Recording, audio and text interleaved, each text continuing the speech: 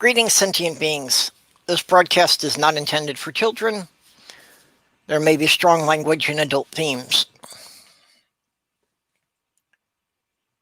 So it seems awfully quiet today.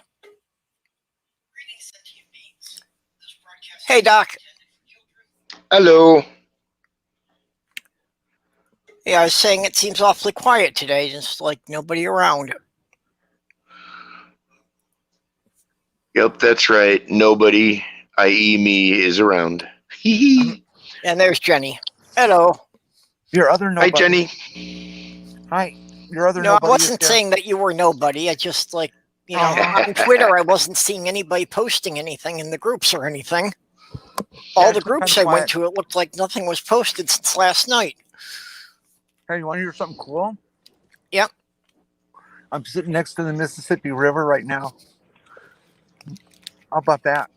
Doing your show from the riverbank. Ah. How do you get a signal there? Sun cell. Oh, cell phone? Yep. This is new invention? Yeah. I didn't know if you had an unlimited data plan that you could afford to do that.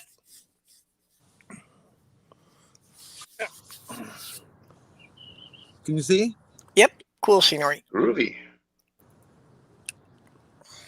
That's the lunch crowd hanging out, having lunch.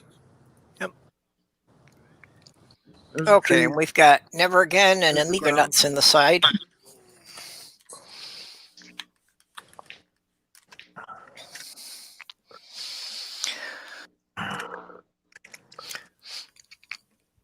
So anyway, today is supposed to be First Responders Day.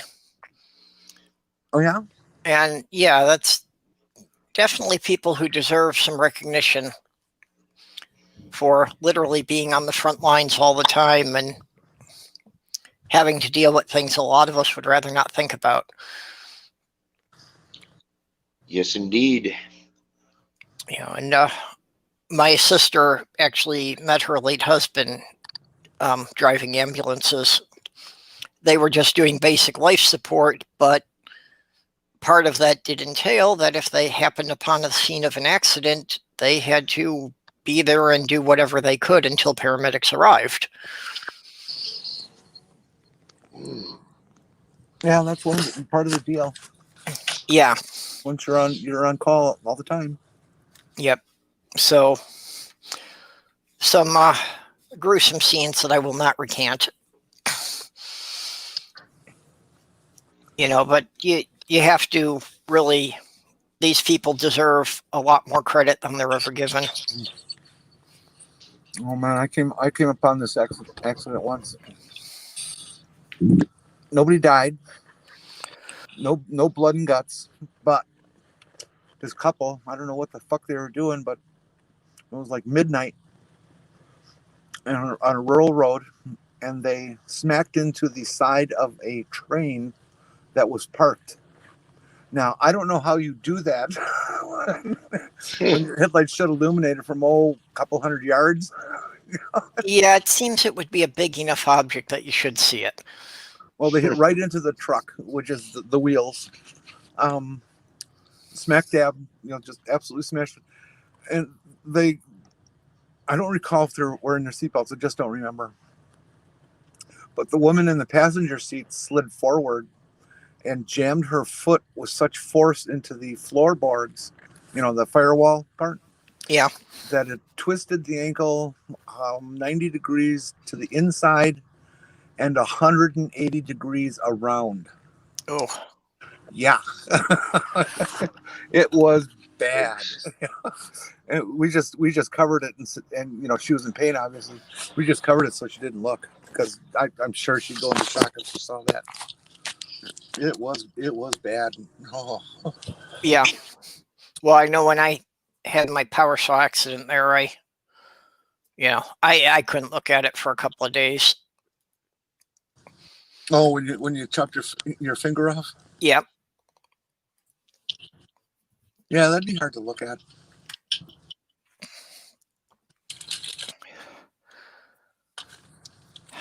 Yeah, you don't want to, think of yourself like that. No.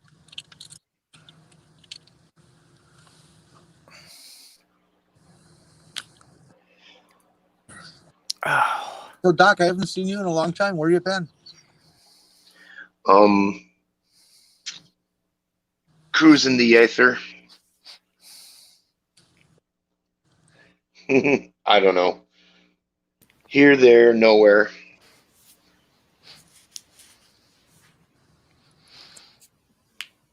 Yeah, I can understand that. you spend a lot of time nowhere, don't you?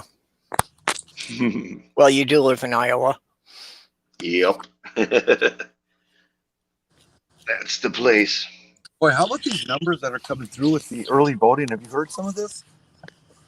Yeah, 70 the million. early voting alone could be more than what the entire voting was in some previous presidential elections. There are already precincts that are over 100% of what they have ever been. Yep. They say that there's places all over the country that have had more voters in early than they have ever had at any election.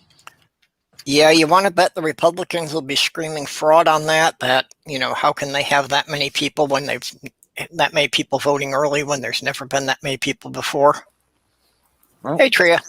it just Hello. should show them how pissed they are Yep. at Trump. And we have Lone Wanderer and Godless Sewing in the side chat now. Oh, So people are starting to show up. So what's with you, Tria? Not much. I was planning on doing a lot more this week, but apparently that's not happening, so. Also, happy Ace Week to anybody who's Ace. so it's Ace Week and First Responder Day. Yes. It's kind of hard for all of these things to not collide somewhere. Like it's almost impossible now. Yeah. The overlap. Well, it is. There's just too many things. The overlap of those two. There's got to be a joke in there somewhere. I am not awake enough to find one, but I will laugh when somebody does. Yeah, I wasn't coming up with one. Let's see. There's dragons, cakes. None of these have to do with first responders, but oh yeah, there's Ace Hardware jokes. No, none of them apply. If I was a pilot, could I join in Ace Week? Is that a joke? Only if you had shot down more than 10 enemy planes. Okay. I've never even actually flown. I've never ridden in a plane, much less flown one. I didn't fly till the year 2000. It was my first time up. Oh wow! So, almost 50 years. I tend to fly an average of about once every 3 or 4-ish years. Yes. After that, since that, I've been up a dozen times at least. Not all in airlines, but small craft and odd stuff. And I used to hang out as much as I could at the EAA museum and score rides in some of their planes. Yeah, I like to visit friends out of state because once I hit the airport, it is really, really hard for my family to be like, no, we need you to come back. And I'm like, nope, guess what? I'm gone, fuckers. You're Hey, on Laura. your own. Hello there. How you doing? Hey, And Laura. hello in the side to Brainbug and Linda.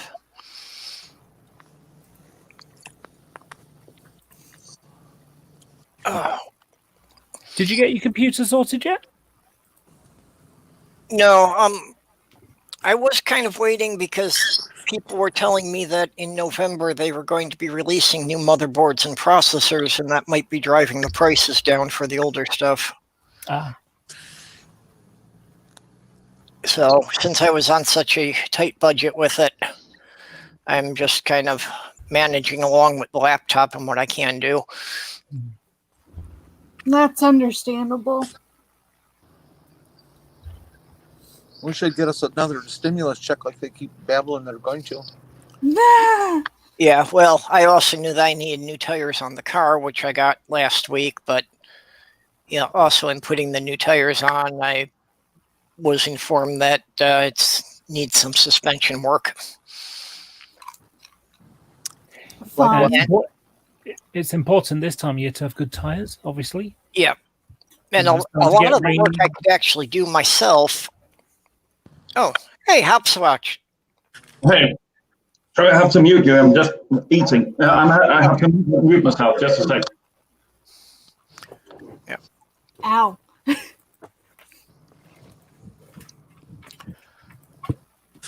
Yeah. What did they say you need on the suspension?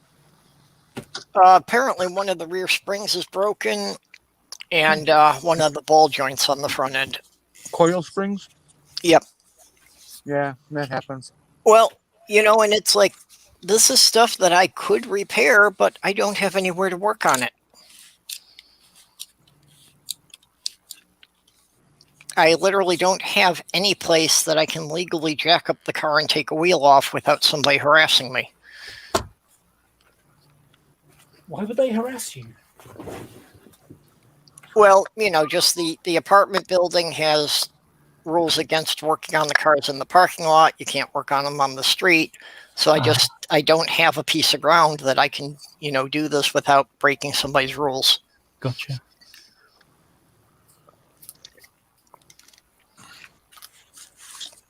Which sucks because, of course, if you need your car repaired, 2/3 of its labor cost, only about 1/3 the actual parts you need. Yeah. So I'm not quite sure how I can do this at a cost I can manage. Well, I don't think you should try to do a ball joint yourself. You're going to need a special puller and pressing tool to do that.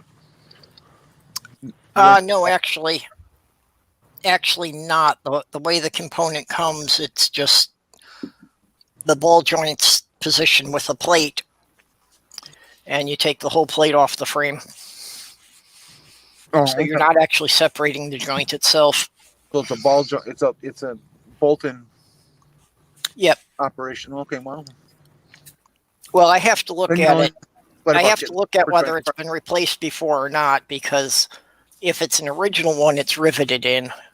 But I'm pretty sure it's been replaced before, so they would have had to already grind off the rivets and replace it with bolts. You can also center drill the rivet and get it off that way. Yeah, it's more work that way, but it can be done. Yeah. Hello. Hello. Hi. Just eating my dinner. Wanted to jump in, and then I remembered I didn't have my headgear on, so you'd be able to hear everything that goes on in my kitchen, including what was currently listening on YouTube. So. Yeah, we got kind of a blast there. Right. So I had an annoying thing happen today. So I get my groceries delivered every couple of weeks, and what I do is I have some bags because they got like trays on a trolley. So I get them to just put the stuff in the tray into some bags that I've got, and it saves time. It's quicker than me taking the tray, going in the kitchen, putting it on the worktops and everywhere else, because there's 4 trays worth. You can imagine 2 weeks shopping, and then taking it back. That's going to take me ages to do, rather than just okay, can you drop them in the bag? When he put them in the bag, he just threw them in there effectively. Didn't care that like I had bread, and then he's sticking cans on top of it and fresh OJ in the carton, and it's like and then the flowers, I buy flowers myself every couple of weeks. 3 of them lost their heads, lost the flowery bit. All I got is stem, because he just kind of dropped them around, so it was like, oh. Hey, Purple, how's the picture? Is it aimed okay? Oh yeah, looks good. Let me enlarge you there. That's pretty. Oh, we're talking about the autumn. No, the Mississippi River. Oh, Yeah. right. Jenny's just giving us some scenery today. Cool.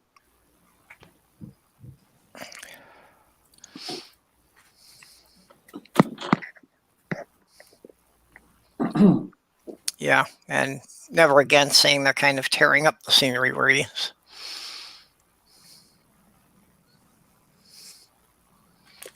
Well, the eagles are starting to gather. It's that time of year. I was here yesterday and I saw a group of 6 of them together.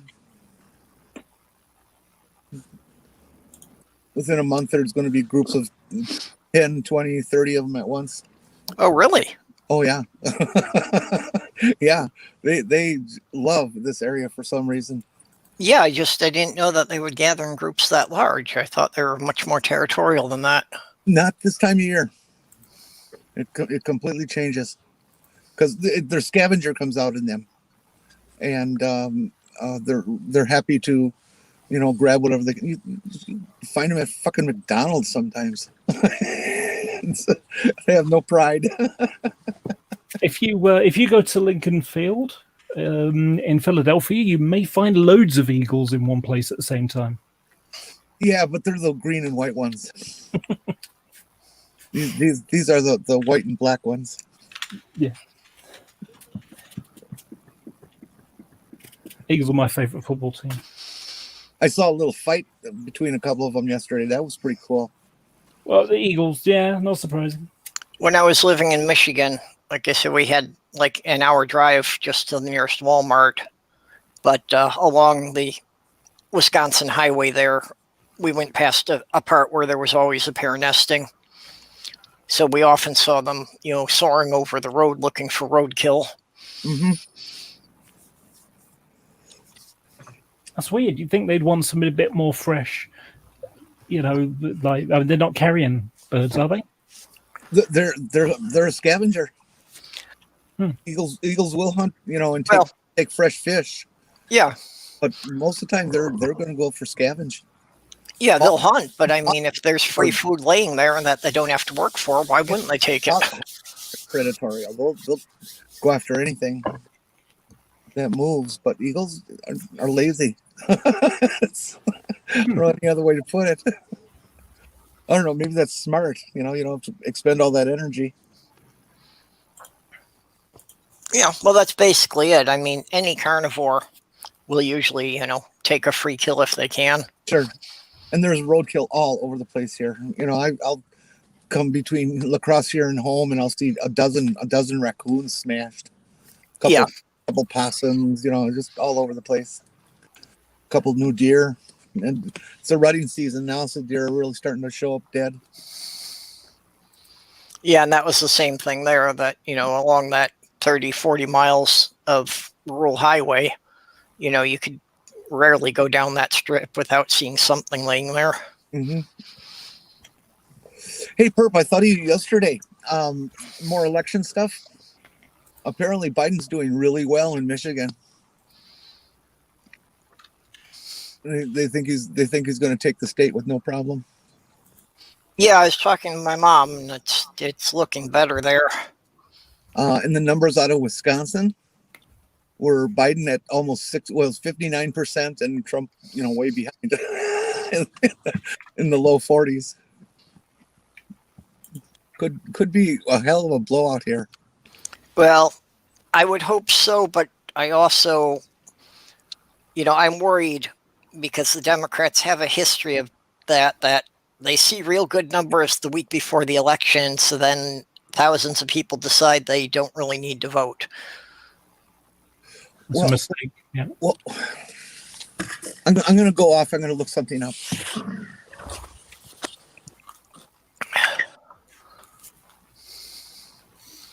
I think my favorite thing that I heard about elections was 2016 primary, when Ted Cruz got less votes than what's his name? The doctor guy, Carson. Was it Carson? I'm not sure who you're referring to there. The the Republican primary in New York, and the people basically voting for who they wanted to be Oh, yeah, the candidate to go for president. yeah. I can't remember the name. What was it? Oh, I've forgotten his name now. Someone like Carson or something like that. Bill. Yeah, Carson was one of them.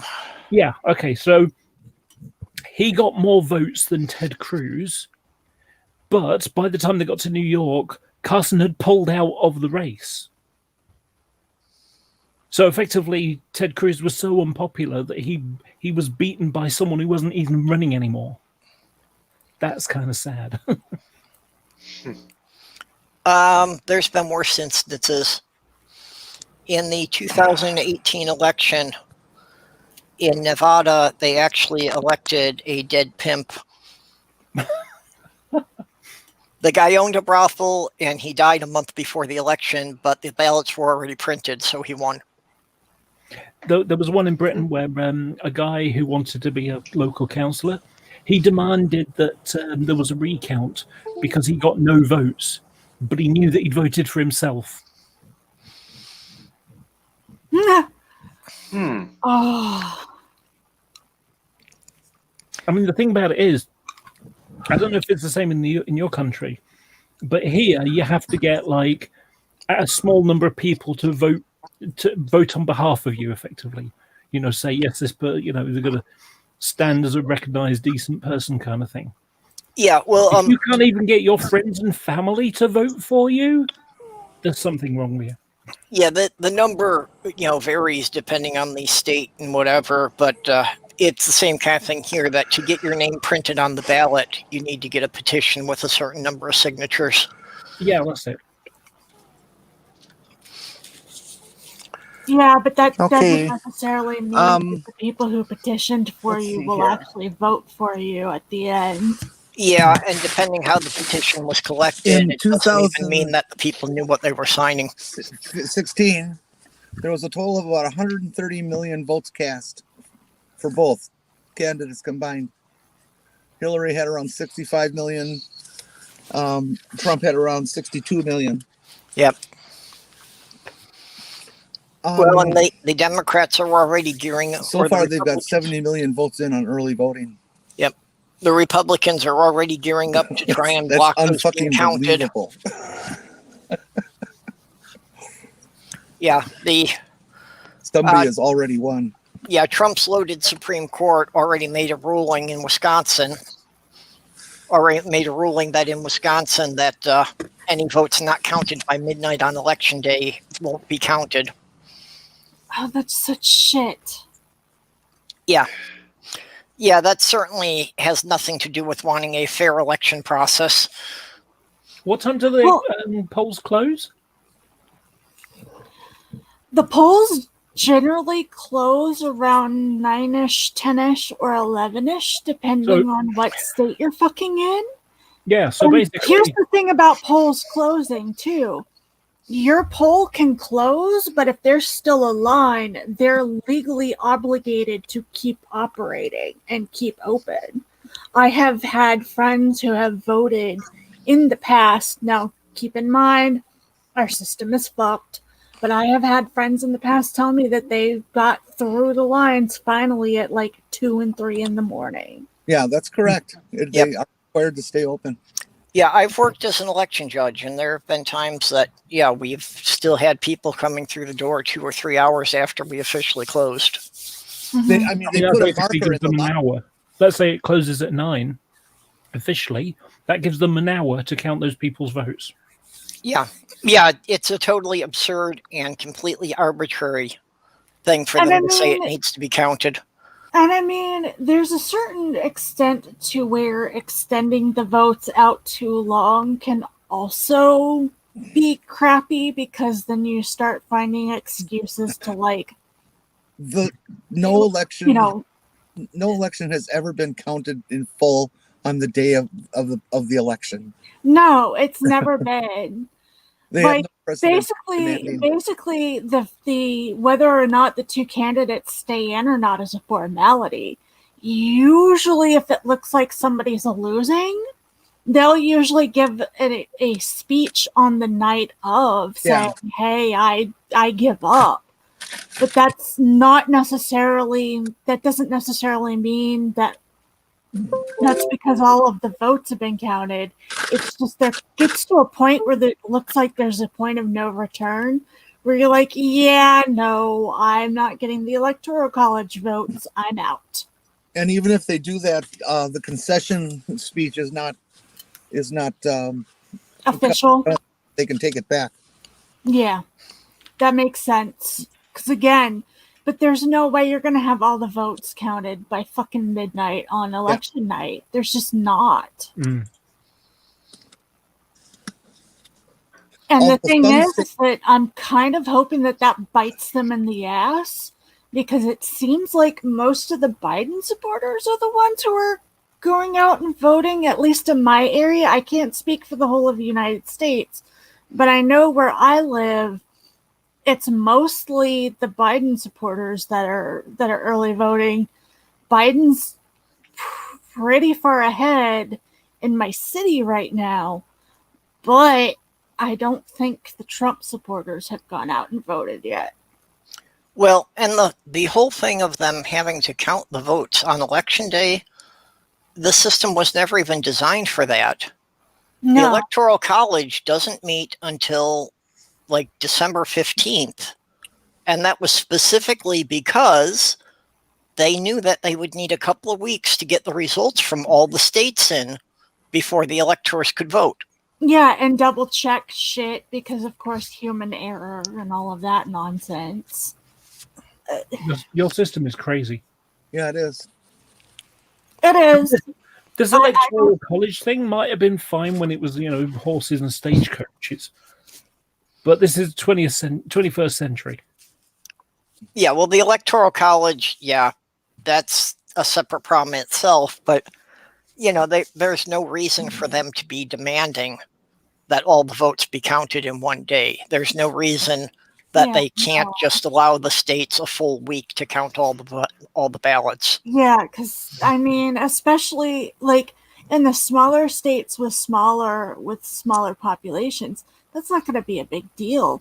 But for here in Florida, especially with all of the bullshit we usually have around elections, they're talking. They think Biden's going to take Florida, but they might. Here's the thing: Florida has very Republican roots, but it's been neck and neck between the Democratic and the Republican Party for years. And there's a reason why a lot of the campaigning is done down here, is because the percentages right now, I looked it up out of curiosity, there's only a 2% difference between Trump's polling numbers and Biden's polling numbers right now, and I'm not surprised. Yeah. Well, and that's the 2000 election and all that stuff. All that is because Florida has always been a very contested state. Oh, yeah. It's always been less than 5%. So it had the possibility that it could be tipped either way at the last minute. Yeah, it's one of those states. And also because the way Florida is set up, you can hit 3 or 4 spots and talk to a good portion of the entire state. If you hit Jacksonville, Miami, and Orlando, that's really all you gotta hit. Yeah. Well, a 4 corridor.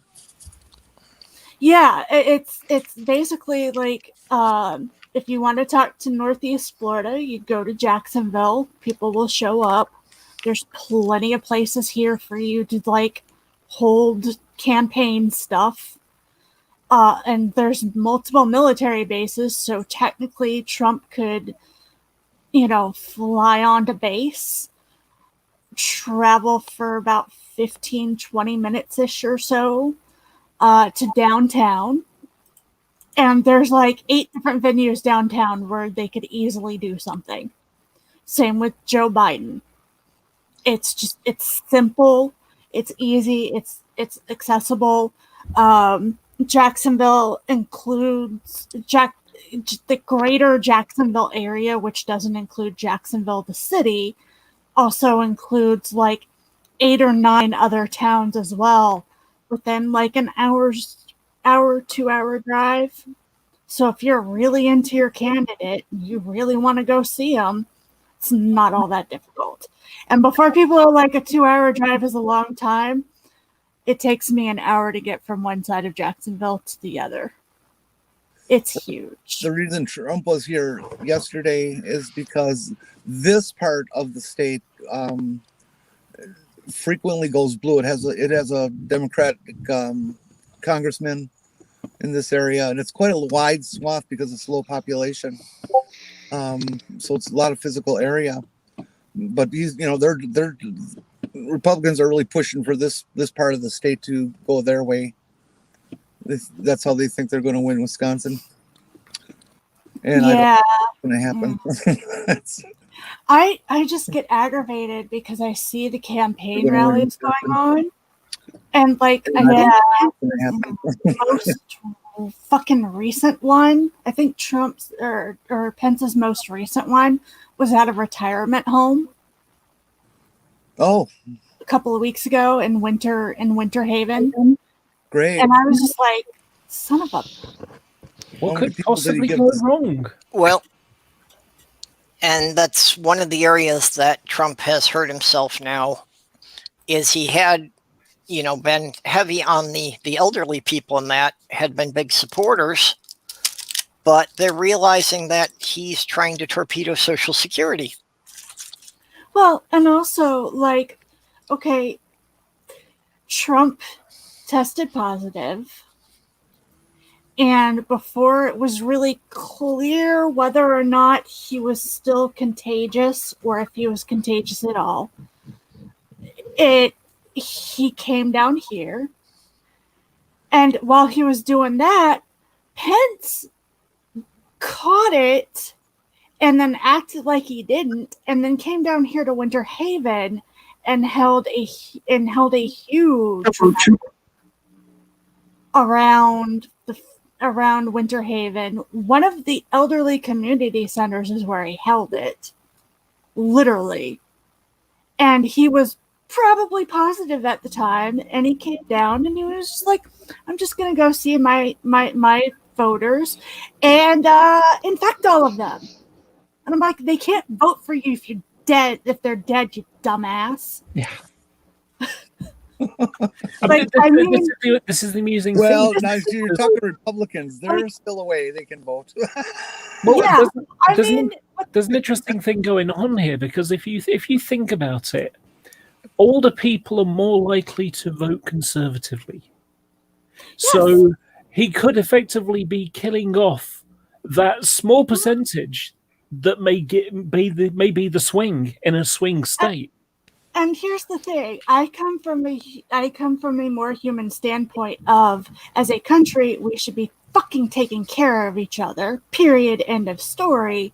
But they don't think that way, so it's kind of like, I don't understand what will get through to these complete assholes. That is like, no, if they're dead, they can't vote for you.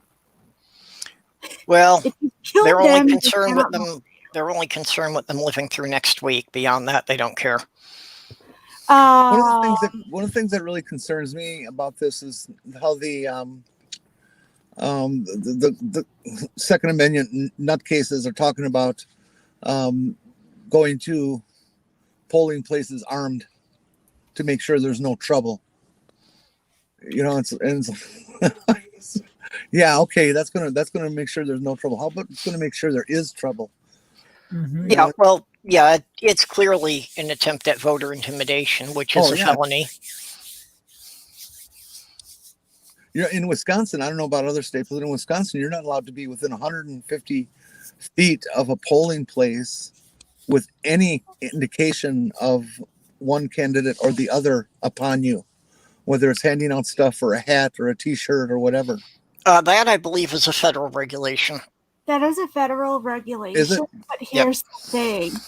enforcement is based on local places. Yeah. Like, I'm fairly certain I can go to my local polling place because of where I live in my city and go and not have problems. However, there are other places in my city where I'm 99% certain that there are going to be intimidators out there. And I don't know that my city is actually going to enforce those rules properly. They should, but Yeah. Yeah, but if they were going to be enforcing the rules properly, they wouldn't have gotten away with a lot of the stuff they've already done. yeah, and that's the thing is like like I said, it's all depending on local stuff right now.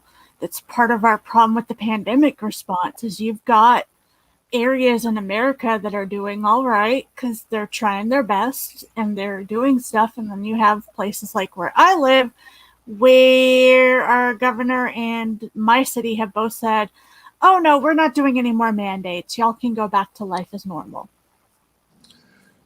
Yeah, here in Wisconsin, the governor has been putting on, mask requirements and stuff like that. And the Republicans in the state house and state senate, who are in control of those, keep taking it to court and getting it, judged against him that he's not allowed to make that order. That's too, it's communist and all this shit. And now Wisconsin is doing very, very badly with COVID. Well, yeah, because they were hurrying up to reopen all the bars and restaurants because they had missed most of their tourist season. Yeah. Yeah, and the thing is that like I kind of get the pain from not having a tourist season. But here's the thing. Florida has like about 5 or 6 other things that bring in money that are necessary. Stuff like cattle, stuff like oranges, stuff like apples, mostly agricultural based. There's a couple of other things, and I can't think of them off the top of my head, but it wouldn't have been all that difficult to expand those things and to switch a lot of the job industry and a lot of that elsewhere. It was just the poor Disney executives were crying at their losses. Well, the thing is, though, that if these numbnuts would sit and think instead of reacting with all this childish emotion, they would understand that if everybody wears a mask and keeps, spread out a little bit and doesn't crowd rooms with a bunch of people, we can keep restaurants open. We can keep other places open. But you got to do the minimum. You got to wear a mask. And they're, no, you got to make me wear a mask. Well, fuck you. Yeah. Child. The anti-masker thing makes me chuckle. Americans saying, "Oh, it's limiting my freedom." It's like, do red traffic lights limit your freedom? Because the whole point of red traffic lights is to stop people getting hurt or killed. You follow the rules, people don't get hurt or killed, or reduce the chance of it happening. Yeah, but here's the thing. Even a lot of the same people who won't wear masks, and I won't say all of them because if it was all of them, we'd be dead a lot quicker. Not that we're dying slowly now, but a lot of those same people will run red lights because they honestly don't care. That's the problem. It's all me. I have a bit of a joke. Freedom equals me first. Yeah, I have a bit of a joke about, because I ride a bicycle and I have an interest in road safety stuff, and people, following the rules, giving people space and time and things like that, look before you do move, things of that nature. And the amount of times I see people jumping red lights, it's only a bit red. But I have a sort of or people using a phone at the wheel. Everybody knows you're not allowed to do this anymore. but people still do it. And are you familiar with the Insomniac's riddle? No. It's the if a tree falls in a forest and there's no one around, does it make a sound?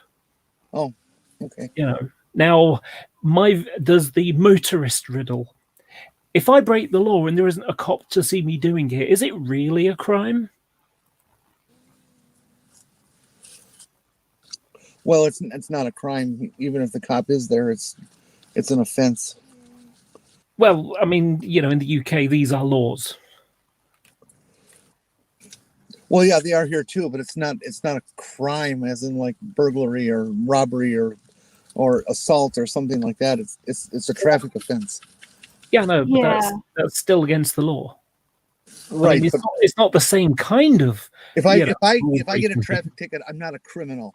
Okay. A criminal is a person who's doing very bad things, not running a stop sign accidentally or even on purpose. Sorry. Yeah, I think you've got different standards like felonies and things like that. I define the word crime different, I guess. Yeah. I mean, I agree. Somebody who does that, that shouldn't be doing that. But I'm not going to call him a criminal. Well, like I say, it's not so much criminal as this person is committing a road traffic offence, breaking the rules. There are fines and points and things like that. Yeah, but that's the thing. Where I live, I talk about living in a huge city. I do, but it's still very redneck in some areas.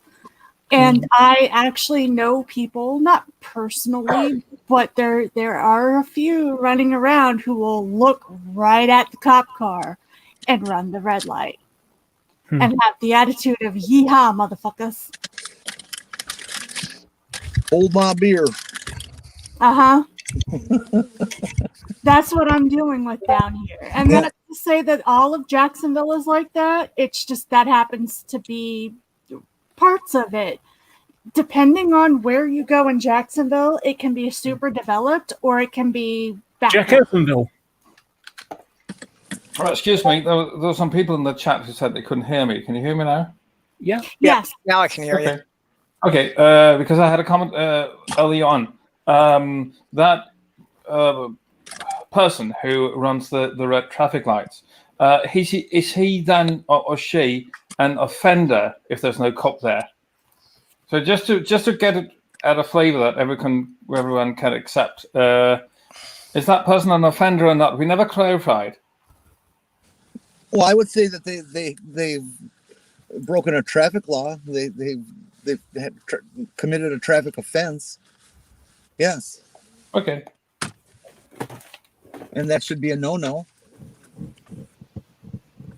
Yep. Sorry, I wasn't watching the side chat there for a while. I was trying to get everybody's links into the description. It's okay. I was just sometimes, and I see this around a lot of YouTubers, sometimes they'll mute and talk to somebody else in the room. So that was why I was asking Hopswatch if that was on purpose or not. Because I didn't know if Hopswatch was talking to us or somebody, and it just had himself muted.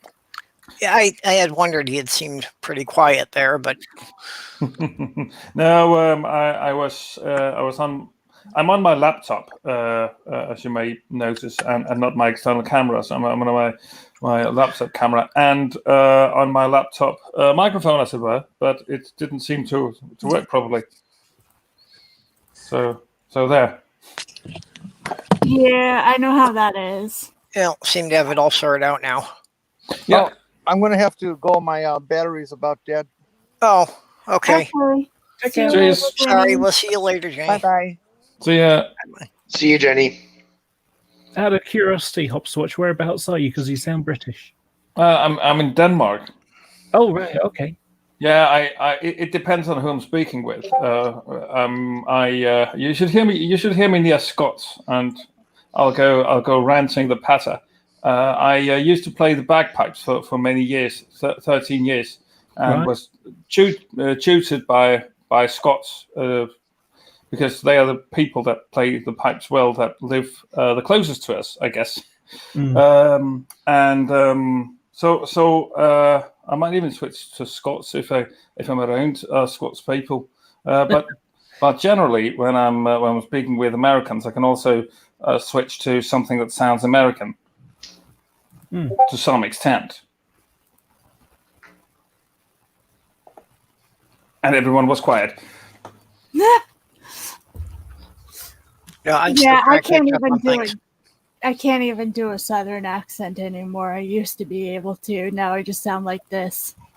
Yeah, I can't do any other accents very well. About the nearest I can get is doing the horrible Oasis style of the Gallagher brothers version of Mancunian, and it sounds awful as well. It's like, all right, mate, how you doing, pal? Oh God, it sounds awful. It's what they call scally here. Okay.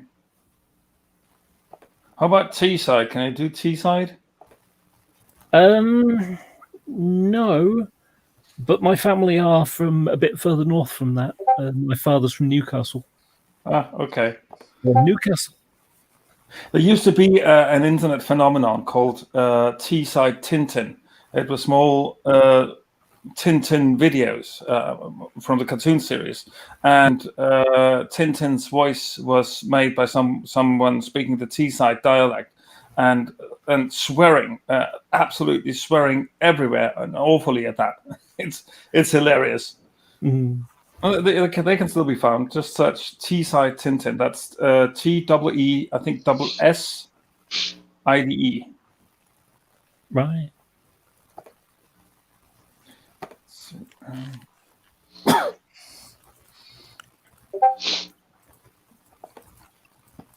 Yeah, I just want to say I don't trust Beth right now. Just saying. Don't Who's trust- Beth? Beth is B family. B family? Yeah. Never heard of her.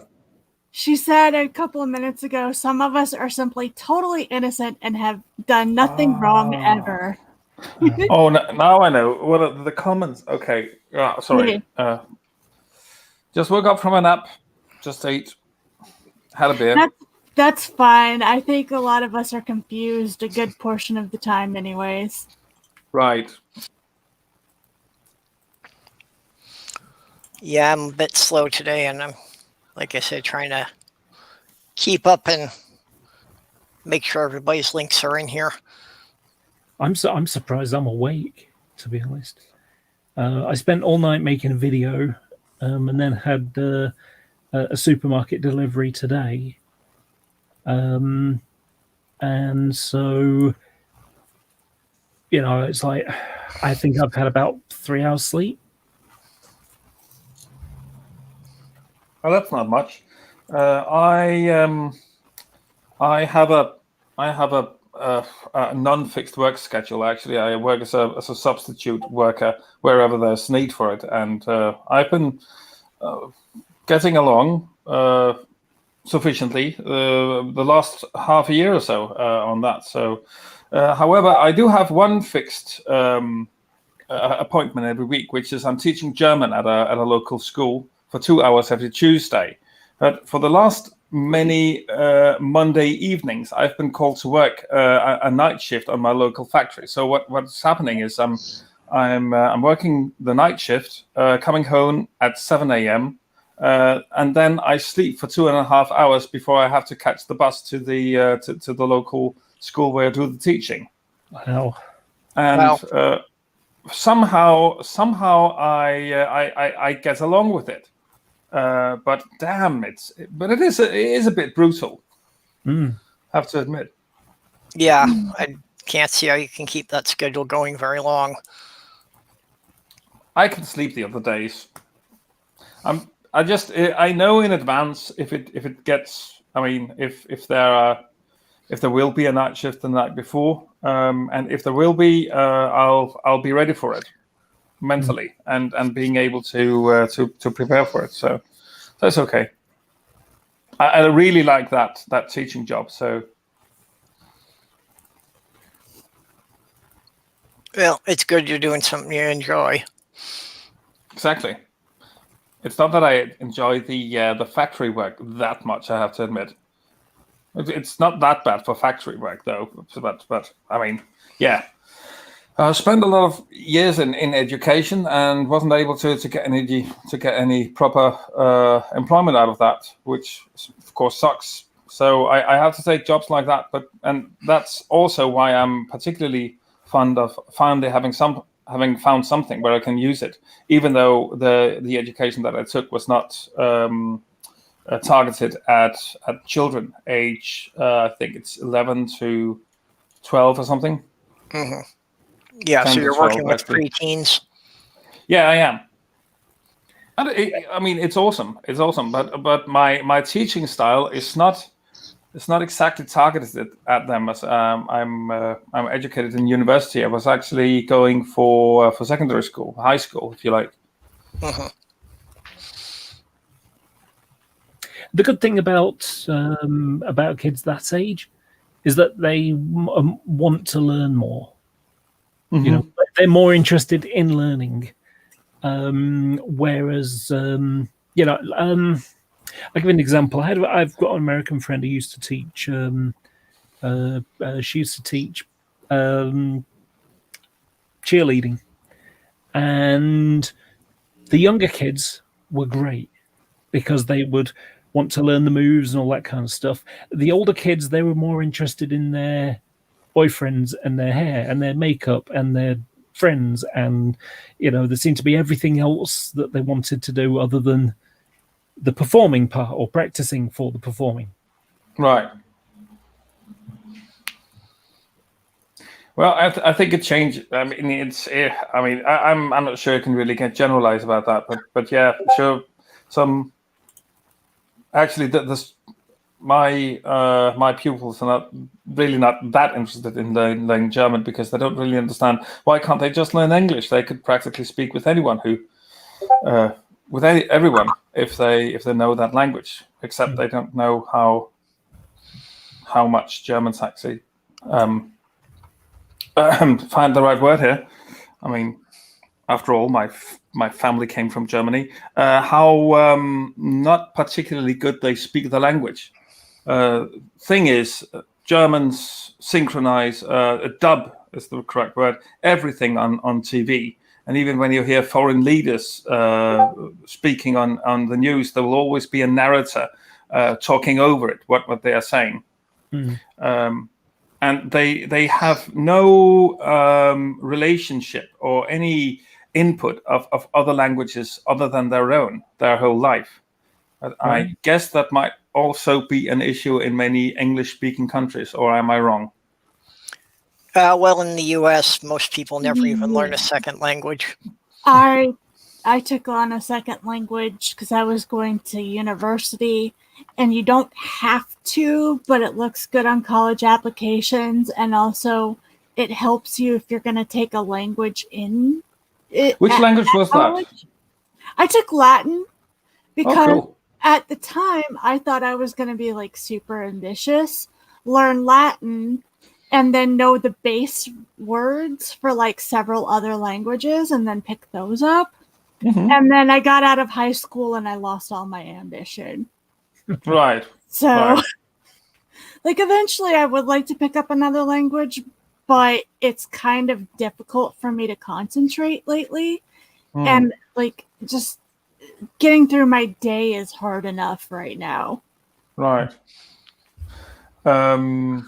Yeah, I had a bit of Spanish in middle school, but that was about it for me. The extent of my foreign language skills is I can say I don't understand you in 7 languages, and in every case, butcher the grammar so badly to drive the point home. I learned Ni hugim. That's in Irish. I used to know a bit of German when I lived in Germany for 3 years, but I lost it all. The only thing I can remember now are the numbers and what a Schloss is. A castle. Yep. Wonderful. Yeah, I don't know. I really feel like I should pick up a couple of languages. Spanish would be a good one. The reason I didn't take Spanish was my high school had a reputation for not being able to keep Spanish teachers. And those poor kids taking Spanish just did not, like, sometimes you'd have like teachers one right after the other, but they spent a lot of time with substitute teachers for some reason, and I have no clue why they weren't able to keep a Spanish teacher at the school. The French and Latin teacher they were able to keep, and honestly, I think my school could have handled having a couple of more language options, to be honest, on top of the 3 that were offered, but those were the 3. It was Latin, Spanish, and French. Well, last I heard, nobody teaches Latin anymore, which I kind of expected because the Latin teacher who had been there since opening and was not most likely not going to be replaced. And they still have Spanish, and the French teacher retired, and I don't know if they ever replaced her. So, and it's weird to me that, like, especially where I'm living, it's kind of weird to me that more wasn't offered. Oh, where were you living again? I live in Jacksonville, Which is in Florida. Okay. Yeah. Jacksonville is a wide spread out city. But a lot of people move from here to places like Miami and Orlando, which are a little bit more diverse.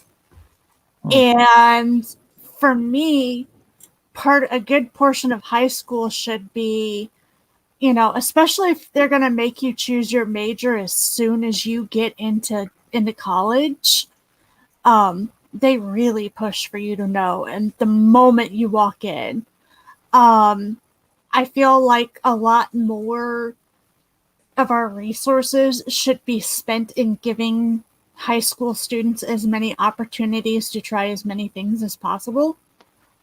Not force you into anything you're not interested in, obviously, but just like be like, okay, well, if you want to go into design, let's have a workshop that you can try that. If you want to go into computers, okay, let's have some classes that offer you like introductory level stuff to see if you like it. And more, those programs don't even exist anymore. And it's frustrating to me because the best time for you to start, if you're going to be pushing for people to choose immediately upon leaving, then how in the hell are they supposed to know what they like if you don't even give them the opportunity to try shit? Yeah. And they wonder why so many people have a midlife crisis, that they're burned out by the time they hit 40 because they were forced to pick a career before they were 20. Yeah, and I don't think you should be forced to pick, but I think it would be easier for you to have an idea of what you might be interested in. Because I really hate the whole you should know what you want to do by the time you get out of high school. It's like, no, I'm in my 30s and I still don't fucking know. And honestly, I've gotten to a point where, because of how my brain works, I'd rather do a job that I didn't like and come home and do things that I do than try to be paid for something that I do like, because I use the things I do like to unwind from the crappy job stuff. Yeah. Well, and it's like adults are always asking, like 5 and 6-year-olds, what do you want to be when you grow up? And I used to think that was putting pressure on the kids. Now I think it's more like they're still looking for ideas. The problem is, Right. kids at that age, they Yeah. don't really understand what that means. I mean, for a child that's Yeah. 5 or 6, it's like, okay, well, when I grow up, I'm going to be a doctor, and then in the winter, I'm going to be a vet, look after all the sick animals, and then, in the autumn, I'm going to go to Africa and look after the orphan babies, that kind of I thing. mean, there are exceptions. There are some people who decide what they want to do when they're 5 or 6, and that interest just stays with them. But that's so rare. Well, even teenagers do not really have the same kind of time concept. They can't really project things out, 10 years ahead of where they are, because 10 years is more than half of their lifetime at that point. Right. Yeah, and that's the old people. They think that Yeah. that they'll be old by then. And yeah, because Well, their never concept trust of anyone time- over 30.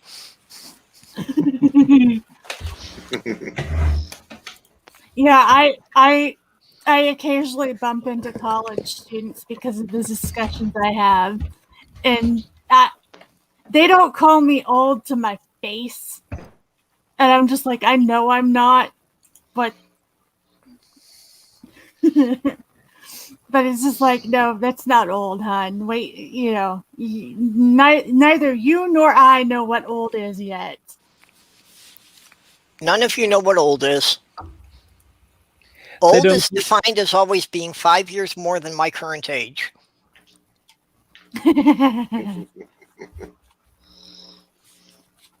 I had an amusing thing happen last week. So I went to the supermarket, and when I was coming out, there was another lady coming in the same front door, and I paused to let her go first.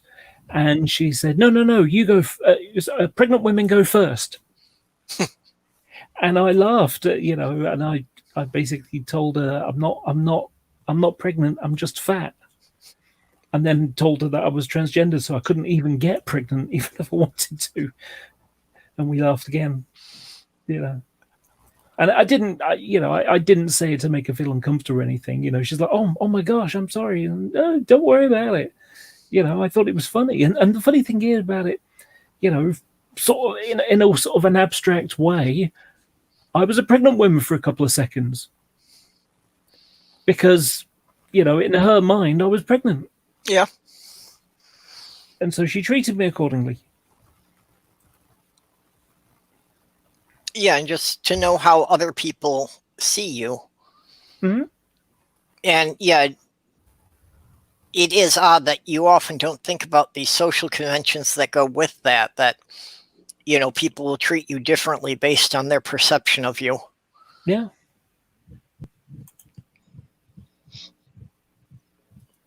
Okay, bye-bye, B. Bye. Bye. Yeah, I always have to do the math because I forget, but I think I'm 57 now. My birthday is next month, and because it's been a shit year, I'm going to be shameless and ask for birthday gifts. Because this has been bad. It's my birthday too, next month. Actually, I plan on doing a birthday live stream. So and just invite people on and have a party. And it's 3 days after the election, so we'll see if people will come to quench their worries and their sorrows, or they come to celebrate. Both is welcome, of course. I suspect highly that the battle's not going to be over by then. I'm hoping I'm wrong. I really am, but The problem is it going to be battling on the street because some idiot people with guns have decided they're not going to accept what the result of the election is? Well, Yeah, I right. think we're going to have the politicians not accepting the result and battles going on in courts for a couple of weeks. And then after that's resolved, then the idiots will come out on the streets and riot. Yeah, problem is that the courts will judge in favor of those who wants to fight. So they'll probably not fight. They'll celebrate. But then again, maybe considering the types of people who will celebrate, it may be difficult to tell the difference. judging on how they will celebrate. Probably something with guns, firing guns up in the air or something. Of course, that's better than fire them in a horizontal direction. We have a fun game here. Which sound did we hear was legal, the gunshot or the firework? And it depends on the time of year. Depends on the time of year as to which one's actually illegal. The gunshot is legal all year, right? Depends on where you live in Jax. Okay. I'm not kidding when I say that I live in the city, but I'm not that far away from the sticks. Yeah. I'm really not. Like, where I'm living is fairly developed. I've got a Walmart, I've got a pharmacy, I've got like plenty of food options. There's doctor's offices here. But if I travel a certain amount of time a certain way, I can either go, and basically it's about 15, 20 minutes. I can either hit the sticks or I can hit more developed area. Yeah, and despite the general lack of gun laws in the U.S., in most places there are local ordinances that say things like you can't discharge a firearm within the city limits. Yeah, like, but that's the thing, is I ain't that far away from the city limits. Given some of the things that I've seen from too many Americans, it would, you were saying about what season it is, and my sort of cynical joke is, rabbit season, duck season, rabbit season, black person. Yeah, that went dark quick. Mm-hmm. Yeah, well, I do always wonder about tourist season. Is it then okay to shoot people in loud shirts? I'm just like, I'm not in a highly touristy area, but yeah, because most people who come through Jacksonville, they're not here for tourist stuff. They're here either on work or to visit family after they've run away screaming. Yeah, well, in Michigan, tourist season's mostly about the sportsmen, hunting and fishing.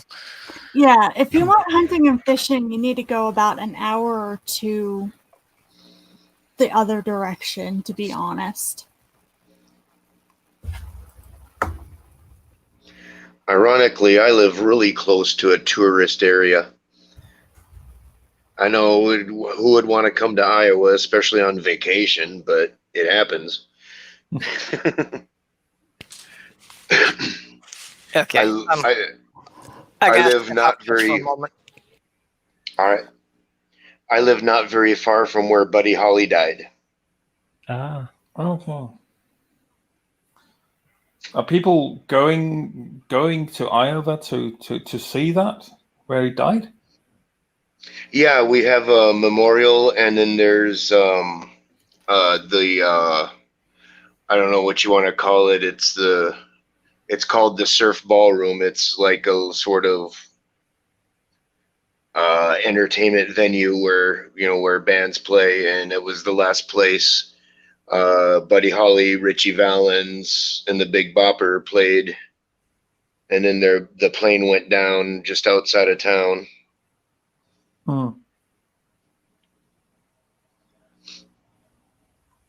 So yeah, every year there's like a Buddy Holly celebration, and people come around from all over the place, out of state, to check it out. So, anything else worth looking at in Iowa? I was born in the town that Winnebagos come from. Okay. Is it called Winnebago? Just the town, no. Oh, right. The county is. And since I said that, it's not. I've already doxed myself as far as the town I was born in. I don't live there currently. So the town is called Forest City. Right. Is that an oxymoron or what?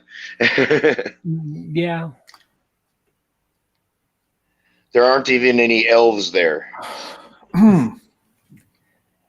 Yeah, just about 50 miles away, maybe.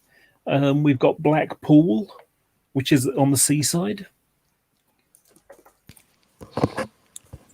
Okay, sorry about that. What I miss? And there's also Blue Water, which is a big mall south of London, which doesn't have any water anywhere near it.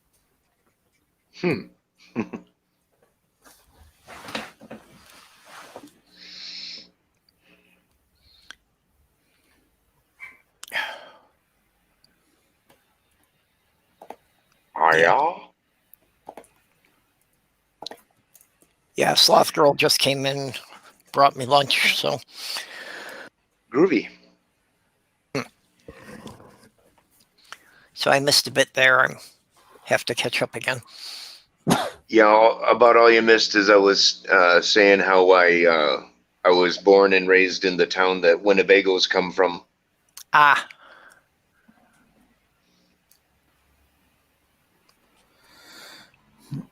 Yeah. I grew up in the Chicago suburbs. Although, really, Minnesota is the only place I've really felt was like home instead of just someplace I was waiting for something else.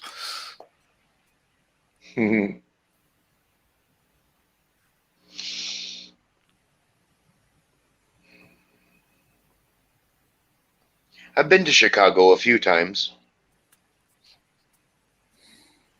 Just on an art club field trip for school to the Art Institute. It's pretty awesome. I love the Art Institute of Chicago.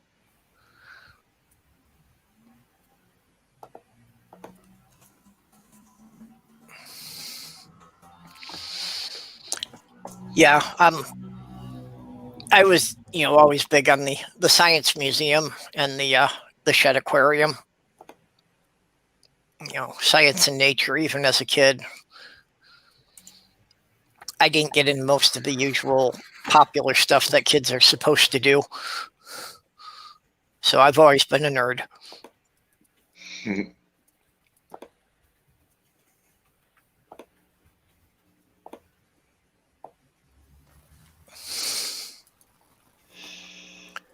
Yeah, I've been to the aquarium at Chicago. One year we decided to go there for some reason, but it was awesome. I'm glad we did.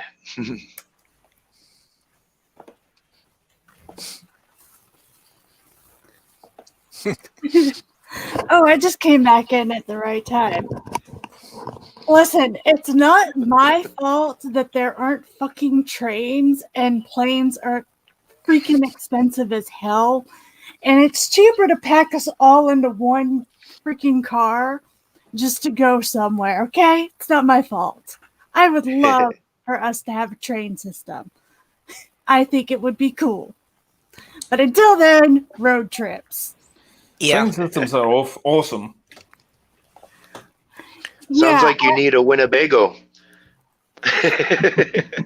Listen, I always thought that don't was a care. Jewish lottery, Winnebago. I don't care what the car looks like as long as it runs and can fit all of us in.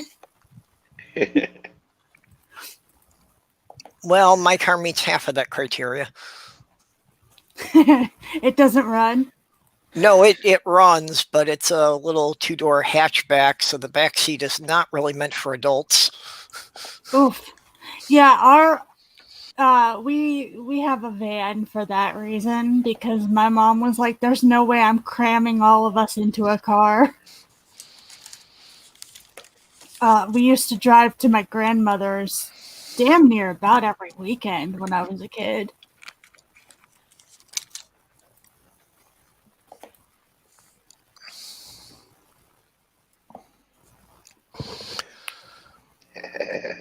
Thank you, Doorknob Head, for the trivia there. That's awesome.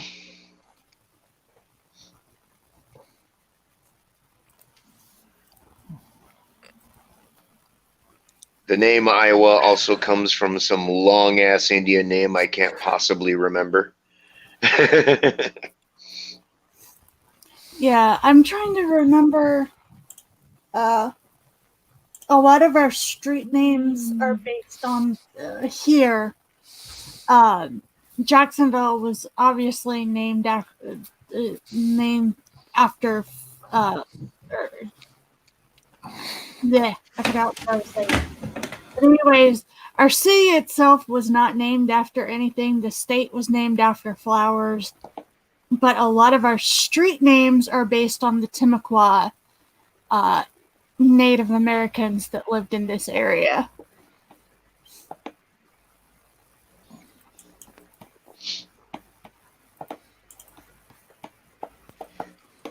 Yeah, we have a lot of Indian names around here for towns and such. Yeah, most in the Midwest is like that. Most of the towns and rivers have Indian names, or at least something that still somewhat resembles Indian names. Although the county I live in is Spanish, and I think I've said it on a live stream before, so it won't be a big deal, but the name of the county I live in is Cerro Gordo, which is Spanish for fat hill. Well, you're really doxing yourself since there's only about a dozen people who live in that county, right? Yeah, probably. Actually, the town I live in is just under 30,000.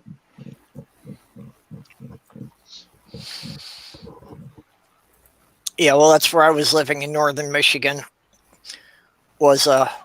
They tried to call it a city. It was 3,000 people, and they only had that because about 2008 they merged together 3 adjoining towns. And actually, it was only Michigan in a government sense of where the tax money went. In all practical ways, it was actually northeastern Wisconsin.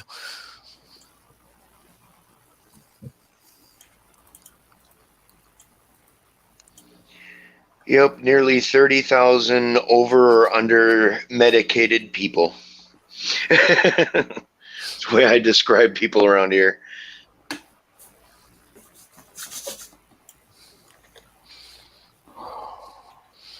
Doorknob Head's really got it on all the names today, huh? Whee! Yeah, I was saying inside chat that if we decide as a city to change our name because we were named after a racist son of a I would like for us to go back to Calford, just because it explains damn near everything about my city. Is Cowford a polite term for bullshit? Calford, like I said, there are parts of the city that are really developed, and then there are parts of the city where it very much still feels like yeehaw, motherfuckers. Yeah. Living in a small town was not for me at all. It was driving me crazy. And it probably wouldn't have been quite so bad, except that I was related to more than half the county within about 3 or 4 generations. So it's like I wasn't even going to risk trying to date there. Well, and also sometimes being around that much family and not having a space to go kind of bites. It does. I couldn't do anything. I couldn't be out about anything. It wasn't at all an accepting area. And I knew that literally anything I did, someone in my family would hear about it before I ever got home. Yeah. I mean, I just live with 2 family members, and that's close enough quarters for me and too much. Although one of them, one of them is fine. One of them I'd be perfectly content.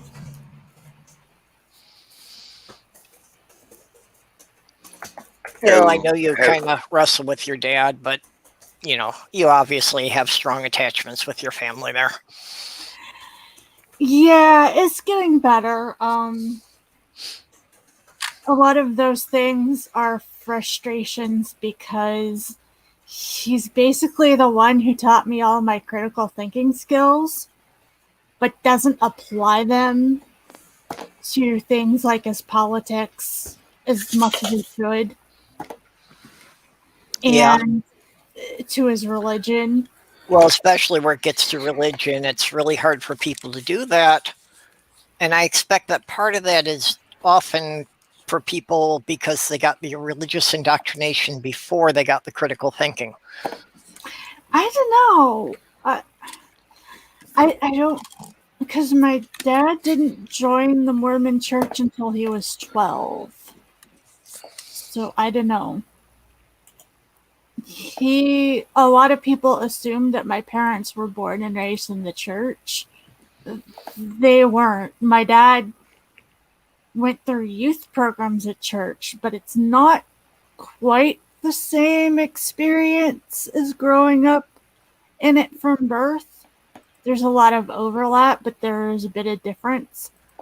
And my mom didn't join the church until she was 27, 28, something like that. Well, but what kind of church did he come from before that?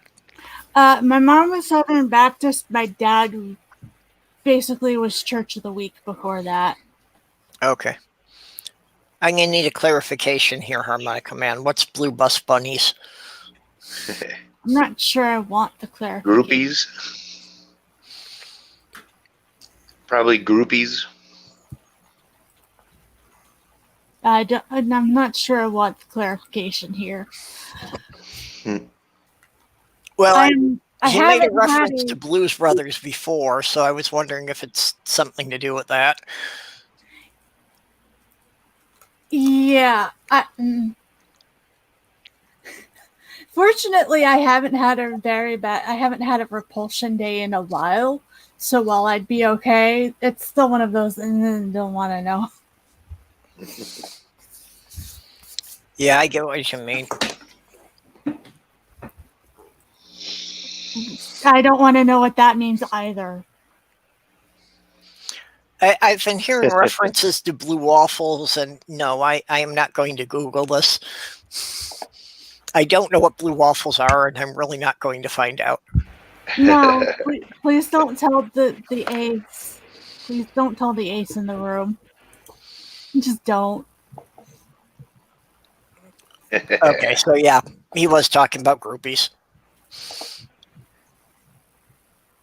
Now, see, I tend to do relationships backwards. That basically in the last 25 plus years, all the extended relationships I've had started out with hooking up on the computer to have sex, and we kind of got to know each other afterward. Nothing wrong with that. Nothing wrong with the blue bus bunnies either. I just don't want details. Yeah.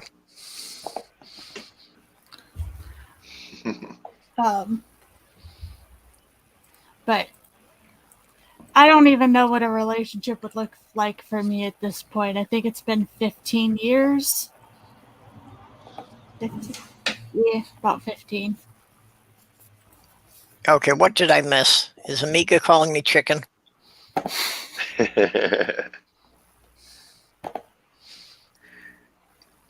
It's been since 2003 for me, Tria. That's slightly more than but yeah. There's so many freaking hang-ups and so many hoops to jump through and trust issues and just like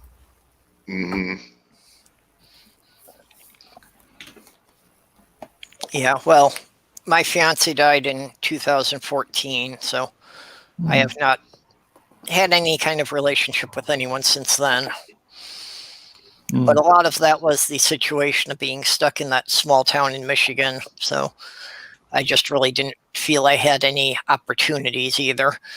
I learned very quick the last time I tried that most people are quasi okay with me being asexual until I start dating. Well, obviously that's a big part of a relationship to most people, but if they know that before you start, they should be prepared for that. I know most people wouldn't be, but they should be.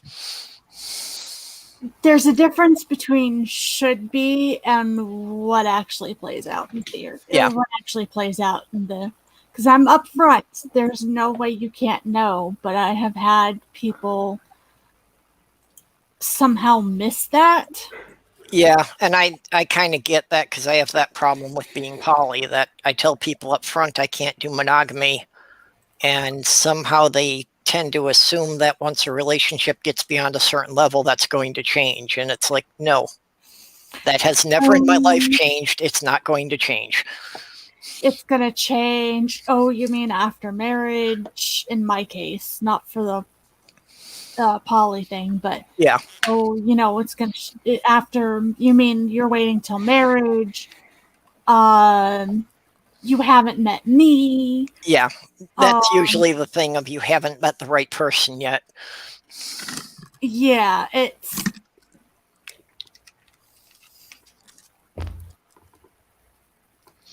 And then when you throw in the lack of romantic feelings, it gets worse.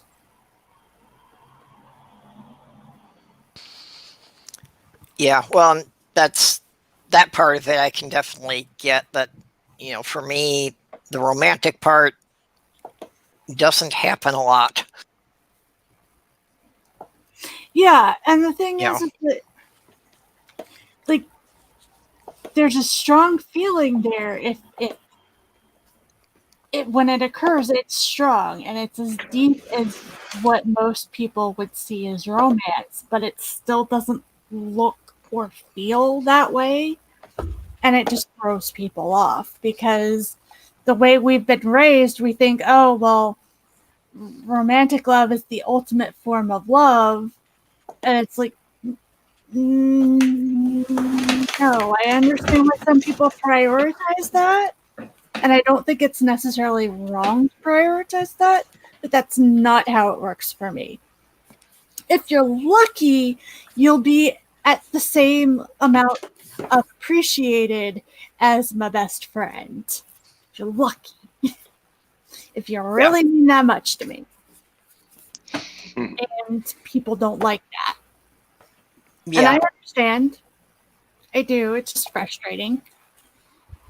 And I deal with most people pretty much on that same kind of level, that, while I have a very high sex drive, I don't really, tend to develop the kind of strong emotional ties that most people think you're supposed to have with a relationship. And it's kind of warped because I'm extremely protective of my friends. But, I guess the parts that people associate with a monogamous romantic relationship, I don't usually get there. Yeah. Well, and I kind of view it as like, also, I can't have one person deal with all of my stuff. I can't have one person deal with everything, and I can't be that one person for the other person. Like, there's this idea that your romantic partner is supposed to be everything for you, and I'm just like, no. Yeah. That's not how that works. There are going to be days where I'm just going to need to go and see my friend Capstrophine and have her be my venting post, and you're just going to have to deal. Yeah. It's getting better in that regard, but there was a lot of messaging that basically said, once you get your romantic partner, they're supposed to be your entire universe or something. And I'm just like, that's not. Yeah, and that's the part I've always looked at about monogamy, that idea that one person is supposed to be everything for you for the rest of your life. And for me, I look at that and I think that if somebody's viewing me that way, that's far more pressure than I can take. I can't expect that I could actually do that for someone all the time, every day. Yeah, and if if you put yourself in that situation, who the hell are you gonna go vent to when shit's wrong? Because sometimes you need to talk sometimes you need to talk to your partner, for sure. But there are other times where you just need to vent just a little bit so that you don't deck them. Yeah. Well, and another big thing is, the jealousy thing that, and even a lot of religious groups promote the idea that you're not supposed to have friends of the opposite gender. And I really think that relationships are a lot healthier if you have some close friends of the opposite gender, so that when your partner does something you don't understand, you got somebody you can go and ask about this. Right. Well, and also it also sets everybody up for failure too, because it's like it assumes that you can't control yourselves. And yeah, there are going to be people who make mistakes and slip up, and that is going to happen. But I don't think it's guaranteed, and I think that the fact that we make that the narrative means that it's kind of like you put yourself in so much pressure and you separate yourself so much that it makes it more likely to happen. Yeah. And it's just so odd to me, because I was raised, and my mom being a convert, there were a couple of things that she kind of put into my head that weren't more strictly a Mormon thing. One of the big rules the Mormon church taught was boys and girls aren't supposed to really be friends. And my mom said, screw that, be friends with whomever you want. Well, it's good that she was progressive on that, at least. She was, honestly, she was a lot more progressive than a lot of the church teachings. There were some areas where I feel like she would have been better off had she not been in. But then again, I'm kind of biased. I think my mom was better than the Mormon church. Yep. Despite her shortcomings. So. Yeah, harmonica man. I also found out as a young child that I was kind of a mistake. Actually, the doctor had told my mother that if she got pregnant again, it would kill her. So my dad had to prove the doctor wrong.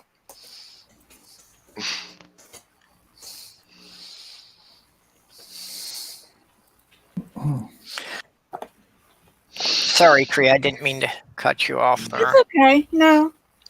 I was just ranting. It's all right. I think my sister and I were both planned, and then after my sister and my mom said no more kids. Which I completely understand, because having a child with spina bifida in the 80s was not fun. Well, even today, it's a lot of extra work that It is, a lot of people aren't going to be prepared to do. It is, but there are a lot of improvements. The surgery that my sister had can now actually be done in the womb.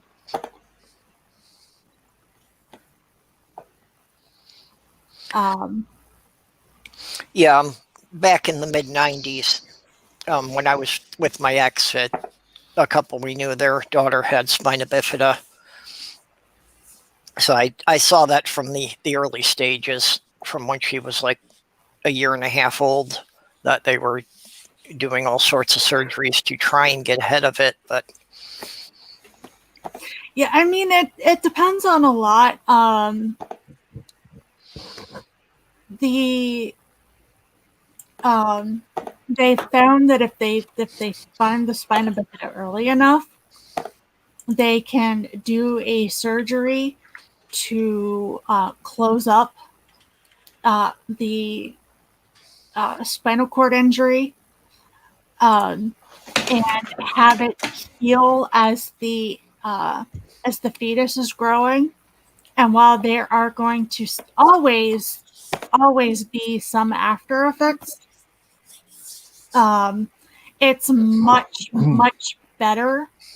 And most people now who have children born with spina bifida don't get looked at by the doctors and say, we don't think that your baby's going to make it, which is what my parents were told when my sister was born. My parents were basically, the doctors looked at them and said, we don't know if she's going to make it. And that's how it was in the 80s. And my sister doesn't really have that severe of a case.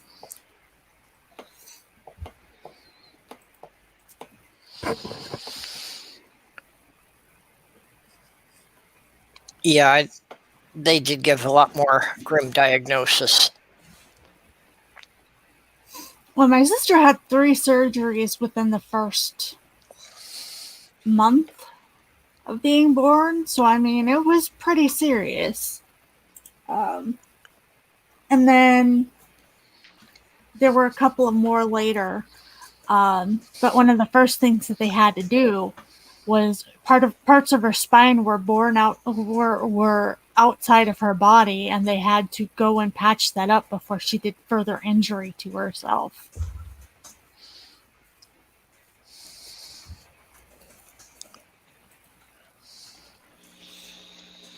Hopscotch looks mad at his computer. No, actually not. That's just that's just my engaged look. No, some interesting news is breaking right now as I'm sitting here. A leader of a very small Danish, extremely fascist party. Actually, I would call the leader of that party. He's called Rasmus Paludan. I made a couple of videos about him last year when we had elections, and he ran for parliament and wasn't elected. He's the Danish version of Donald Trump and Boris Johnson. He's a clown fascist, and he makes these events where he burns the Quran or plays football with it or throws it around, stuff like that. And now he has been allegedly arrested in Germany because he tried to go into Germany to do one of his events in Berlin. And first they stopped him at the airport and made him go back. And then he apparently tried to go there by some other means. It's not exactly clear how, but he was arrested this time. And the news has broke for about an hour and a half ago. So this is very new and very interesting. So I'm just tweeting about it and stuff like that. So that's groovy. It doesn't sound like the smartest move, because from what I understand of Germany, they don't put up with that crap. Oh no, they don't.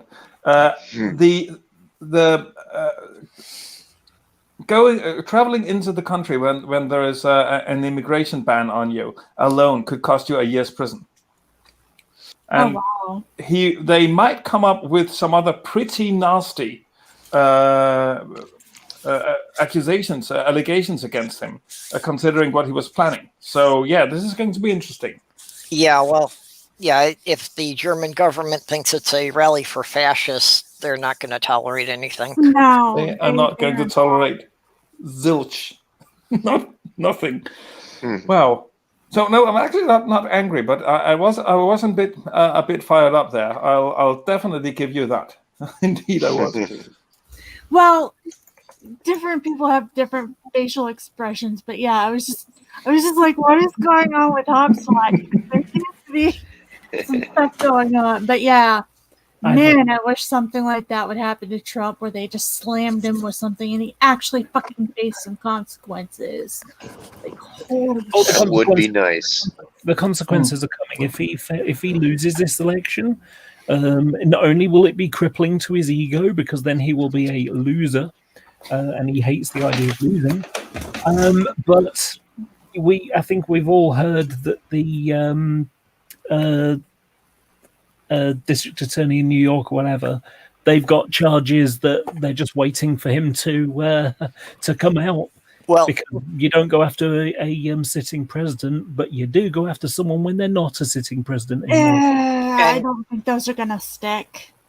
but it's not just New York. Attorney generals in at least 17 states have charges pending against him. Yeah.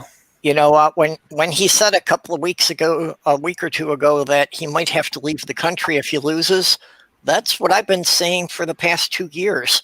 Yeah. Once he's out of office, I think he may have to flee the country. Yeah. I don't know. I think I'm getting more pessimistic by the day, because I'm like, you can charge him with shit, but is it gonna stick? Because with his taxes coming out, remember that the CIA and the FBI couldn't do anything to Al Capone? The IRS put him in prison. Mm-hmm. I was just thinking exactly that. Same here. although here's the thing. Trump didn't break any rules by not paying his taxes, from what I understand. He used the loopholes that are in there in order to not pay them. So unless there's some loophole the IRS can come up with, he might not have a problem with them. I mean, and I'm also speaking from watching people like Bezos get away with not really paying taxes. There are loopholes there for the rich for that reason. You're going to love this one. So about 10 years ago, roughly, the UK government, which was a Labour government at the time, so it's probably more like 13 or 14 years now. So what happened was they wanted to redo the tax law. They wanted to streamline it, make it easier and stuff like that. So they went and hired some people from like the big name what do you call it? A financial I can't think we call them. You know, basically financial experts, but they're lawyers. So, you know, tax lawyers. That's the word I was thinking of, tax lawyers. Anyway, so they went and hired a bunch of tax lawyers to help them do this. What they did was they got rid of loopholes, but added new loopholes. And then the government didn't check it properly, because it's very hard to understand legal stuff if you're not, because there's a reason why those people are paid a lot of money, because, they end up going to these big tax firms, or law firms rather, that do with income tax and so on. So what happened was the government didn't really check properly. And then when they were finished with the project, the lawyers went back to their law firms and exploited the loopholes that they'd created. Mm. Yeah. I don't think I am hoping that I'm wrong and that I'm misunderstanding the situation, but a lot of Trump's bragging is because those loopholes fucking exist. A lot of Trump's bragging is him trying to put up a front. I understand that. I think Trump is going to have more problems with the people that he's still in debt to than he is the IRS. Yeah. But that's my personal opinion, because like I said, those loopholes for the rich exist. They do. Didn't he only pay like $700 in taxes for a couple of those years? 750. Yeah. Yeah. And 1 year he didn't pay any at all. Yeah, although he paid about $20,000 in taxes in China. Yeah. The thing that's interesting is how effectively what he seems to have done a lot is when it comes to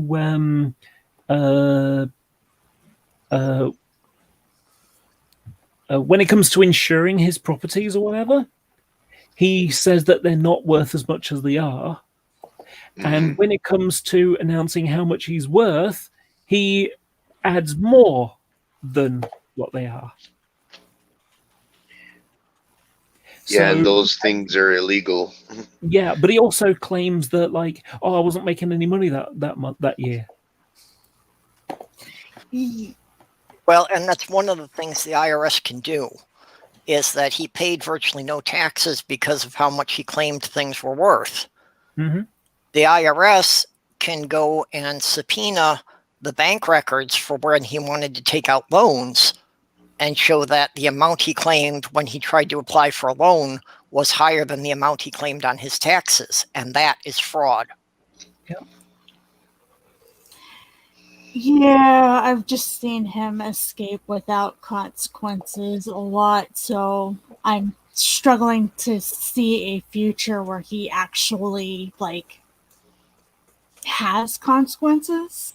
Well, he's going to have some consequences because it's basically come out now that he doesn't have any money. So he's not going to be able to do the kind of business deals he's done in the past. Well, that'll help, but I mean, I don't know. I want to be wrong. I just don't have a lot of hope in certain areas. Well, right now I'm just focused on getting him out of office, and I don't really care too much beyond that. Yeah, I have friends who are just like, let's see him get justice, and I'm just like, all I want is for him to just not be hurting people anymore. Like that's fucking it. Like, I care more about, let's get him out. Let's try to push Biden as far as we can to get the stuff that we need done. We're not going to be able to get all of it, but maybe we could squeeze some of it out of him. And then next election, hopefully things are better. Yeah, I'm not expecting too much improvement with Biden. I'm just voting for who I think will get fewer people killed. Mm-hmm. I think he can be pushed in a couple of areas, and a little bit, but yeah, I'm not. Well, and who's president aside, there's also the huge issue of what's Congress makeup going to be.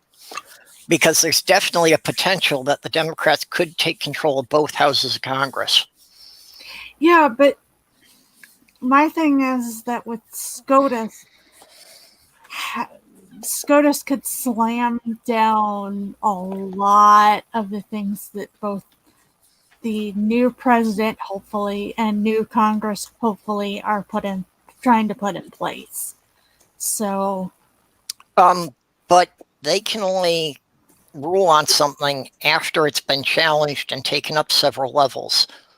Yeah, that's true. So at minimum, it would take several years for anything to get to them.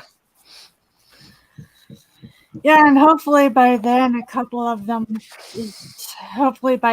have a couple more that have decided to either retire or pass on.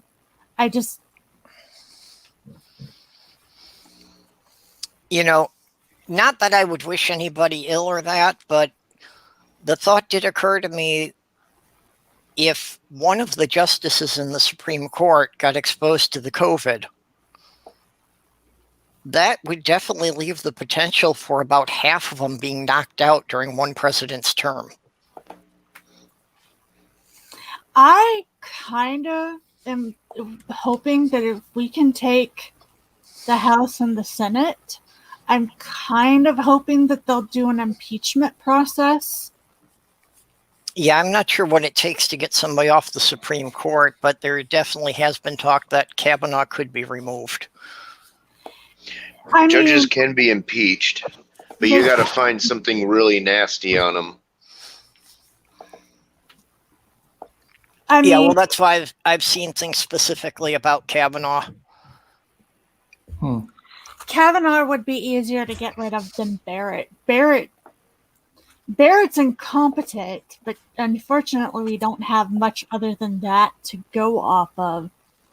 I think if they really fucking pushed it again and pushed his history again, and actually Yep. have people who actually fucking care about the crap that he did, that's enough to get him off of the Supreme Court, as far as I'm concerned. And honestly,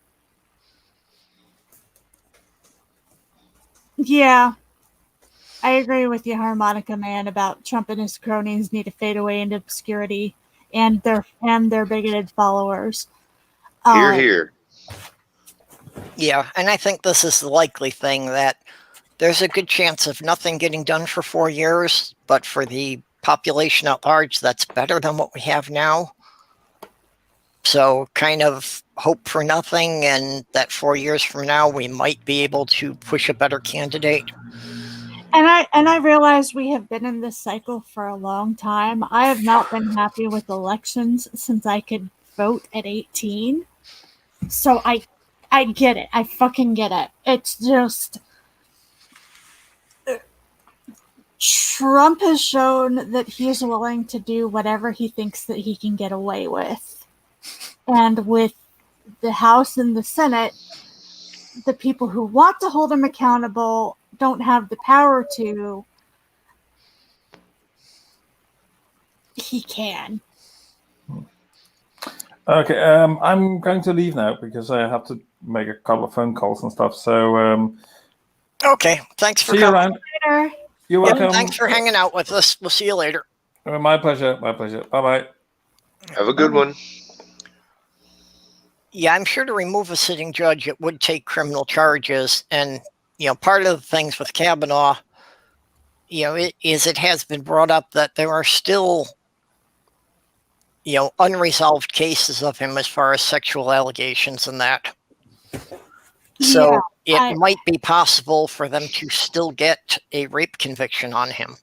Do you know that there is one thing that I'm really disappointed after plugging it for, well, pretty much since he became president, really. I have a hashtag. So you know how Trump has this really horrible thing that he just calls people names? Low energy, whatever his name is, Crooked Hillary, Sleepy Joe, things like that. Pocahontas. Yeah. So I had a perfect one, which was President Chump. And that's the kind of thing that would irritate him. Yeah. Calling him a chump. He's from New York as well, which kind of the word chump has a bit more resonance there, perhaps. But I just, it's that. And there's another thing that I really love about Trump, and that is that he uses Twitter, and I use Twitter, and he has posted some things, and I basically called him names, including President Chump. I've insulted his intelligence, things like that, and then added, President Chump. So in the future, there's going to be the Trump Presidential Library, because there is for every president. And, it's like his correspondence and things that he's done or said or written, things like that. Well, that includes all his tweets. So in there are going to be Covfefe. That's going to be in the Trump Presidential Library. And it's going to be the reaction to it as well.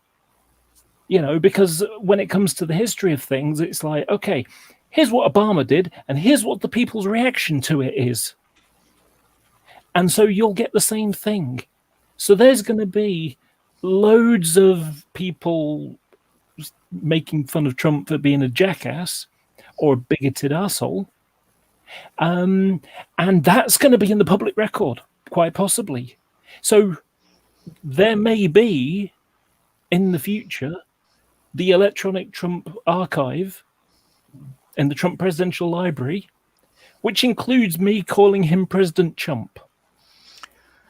Actually, there already is.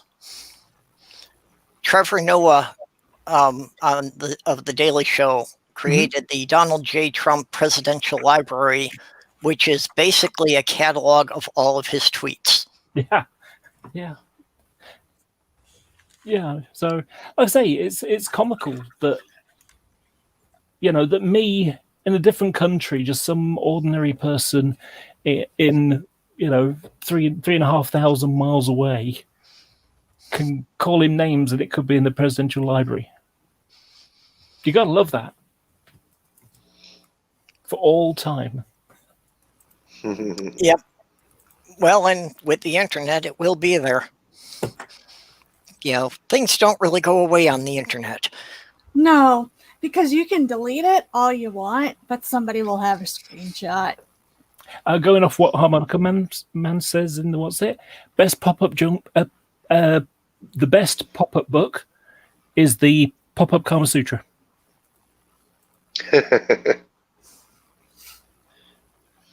Yeah, there's a person who I was watching a conversation between friends, essentially, going at somebody who had said something really, really shitty.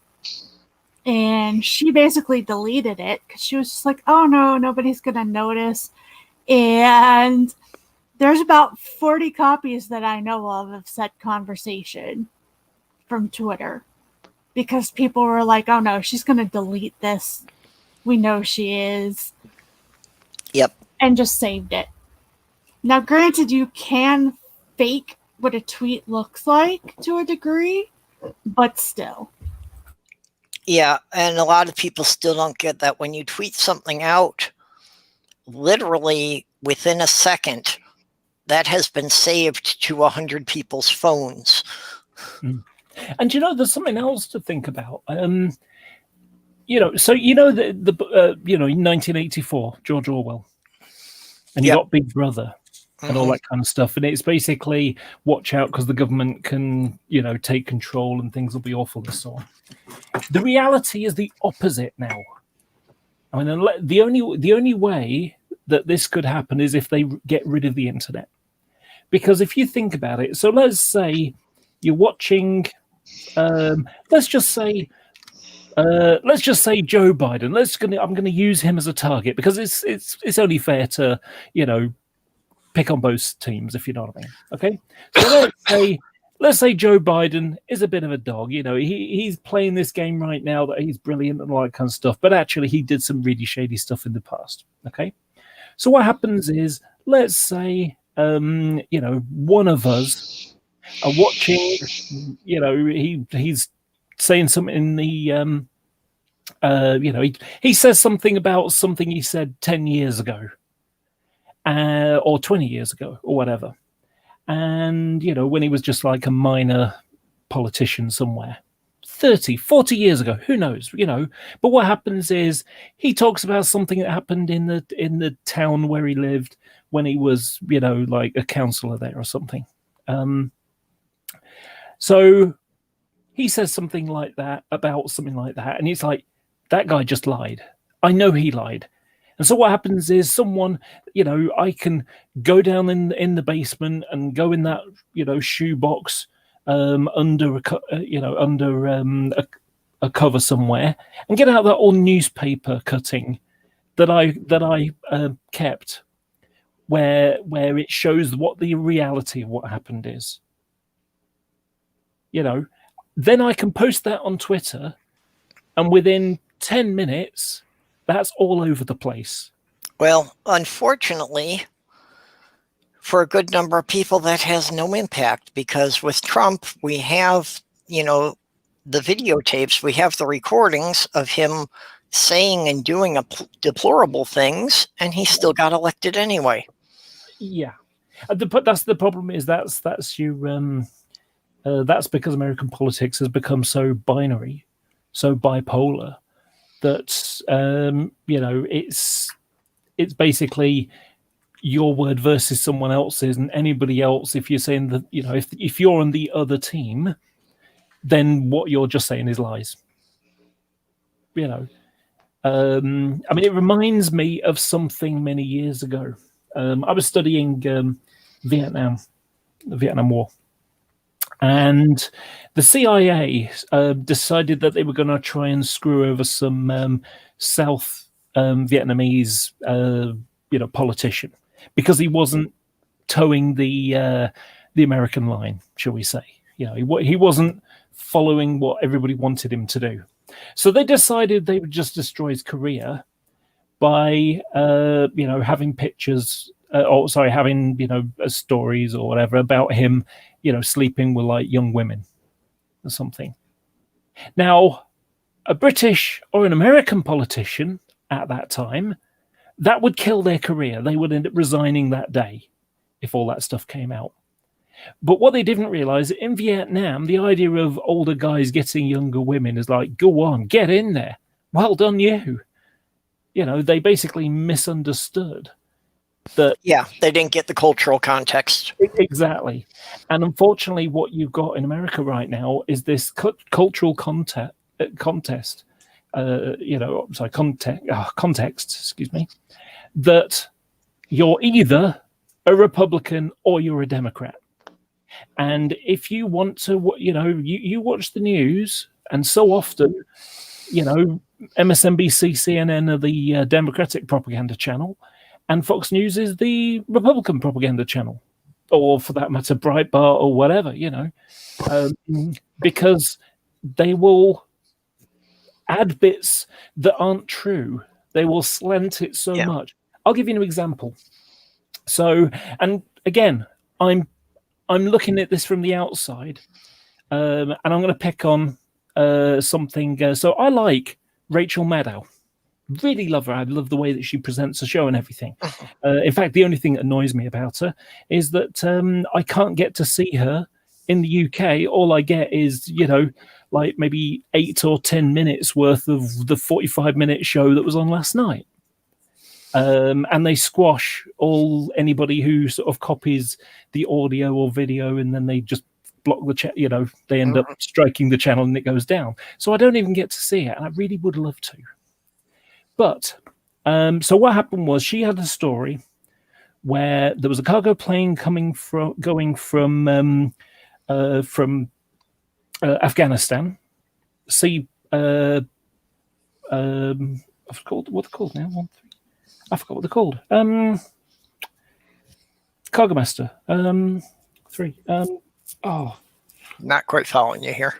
Yeah. Anyway, big cargo plane, jet plane. Okay. Yeah. So what happened was, it would fly over to Germany and stay, refuel there, or they could land in Scotland and refuel there, and then fly over to America. But what happened was, Rachel Maddow said that, went onto this story about, how basically the crew of the plane had, instead of staying at the little budget hotel at the airport, they had gone, an hour and a half down the road and stayed at Trump's hotel. And it's like, he's basically lining his pockets by getting government personnel to stay at his hotel. Now, that part of the story, brilliant, no problem at all.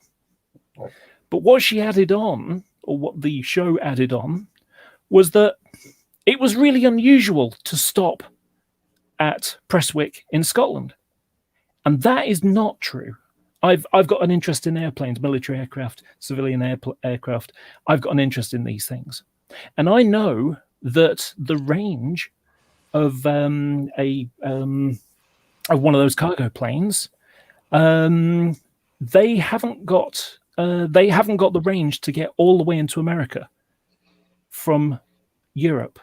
So if they even went at Lakenheath or Mildenhall in eastern part of England, they wouldn't have enough fuel to get all the way. They'd have to stop in Nova Scotia or somewhere like that in order to get down, and somewhere like Dover in Delaware, which is where one of the biggest cargo plane fleets are.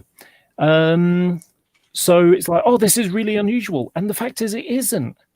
Effectively, they were saying like it's more expensive to fuel up there than it is to fuel up in Germany or a American base in Britain. And like I say, it's not because they'd either have to refuel in the air, which is very expensive, or land in Canada and refuel there. So it's going to be the same story either way around. Well, I would think that which country they refuel in probably has some political stuff behind it, but it's probably mostly the point of, okay, who has cheaper fuel this week? Yeah.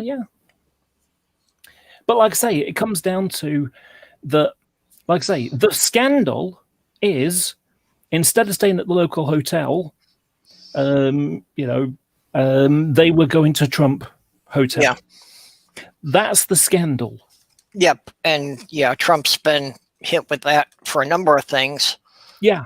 Most notably his frequent golfing weekends that he's going golfing at his own resort.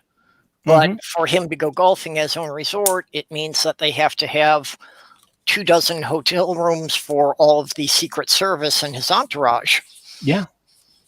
Oh, yeah. He's lining his own pockets that way. I mean, like I say, when it comes down to it, the story, they told most of the story. They told the story, and then they went and added on an extra bit, and that's when they start becoming dishonest. Well, I mean, there's a website called airliners.net. If you type in U.S. Air Force, if you do a U.S. Air Force search, because you can do a search, you've got the search engine part of the website.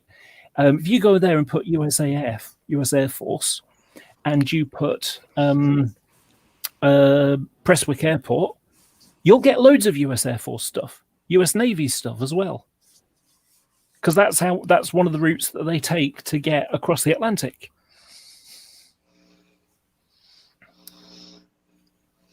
That's when I would still be open on. I don't know if they'd be. Excuse me. I don't know if they were necessarily being intentionally dishonest, or, just someone who's not that familiar with the subject might not know how to get the information. I certainly wouldn't have known how to look up the difference of why they would be landing in Scotland instead of Germany. Yeah, but that's the problem, you see. I mean, these are people who are researchers. Why did they end up saying that? It just, Well, and unfortunately, in the U.S., since everything's driven by the capitalist motive, it is a lot of matter of how can they sensationalize it a bit to get better ratings, because that means more money for the station.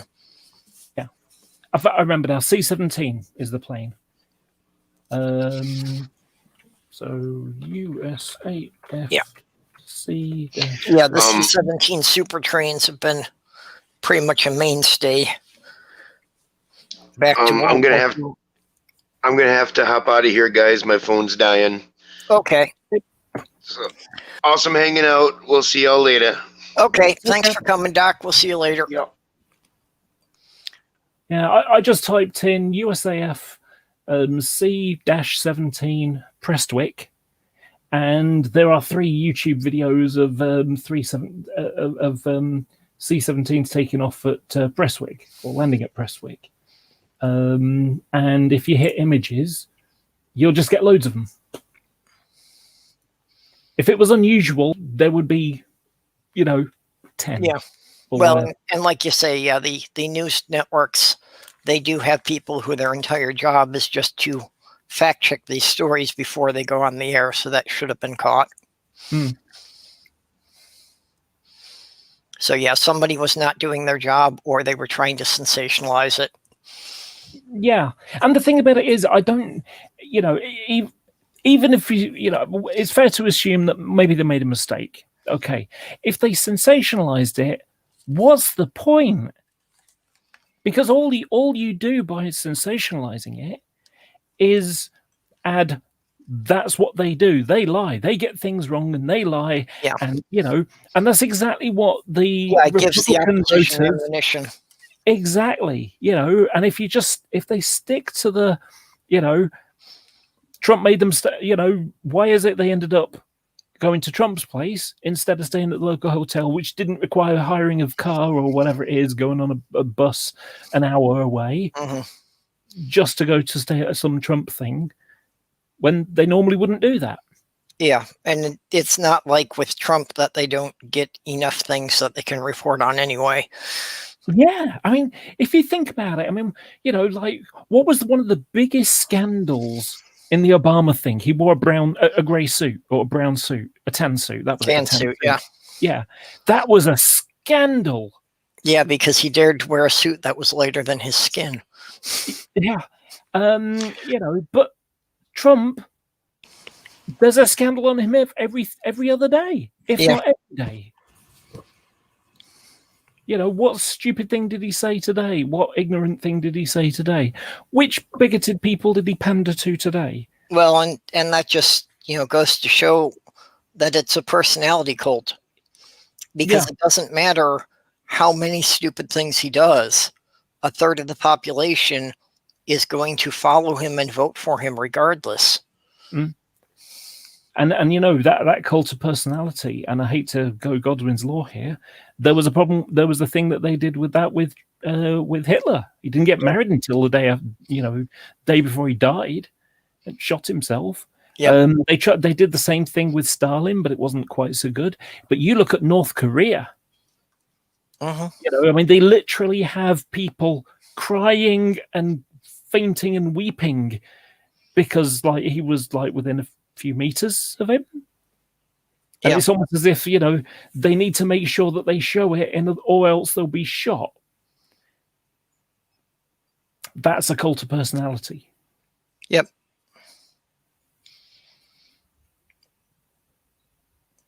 But those America is falling apart.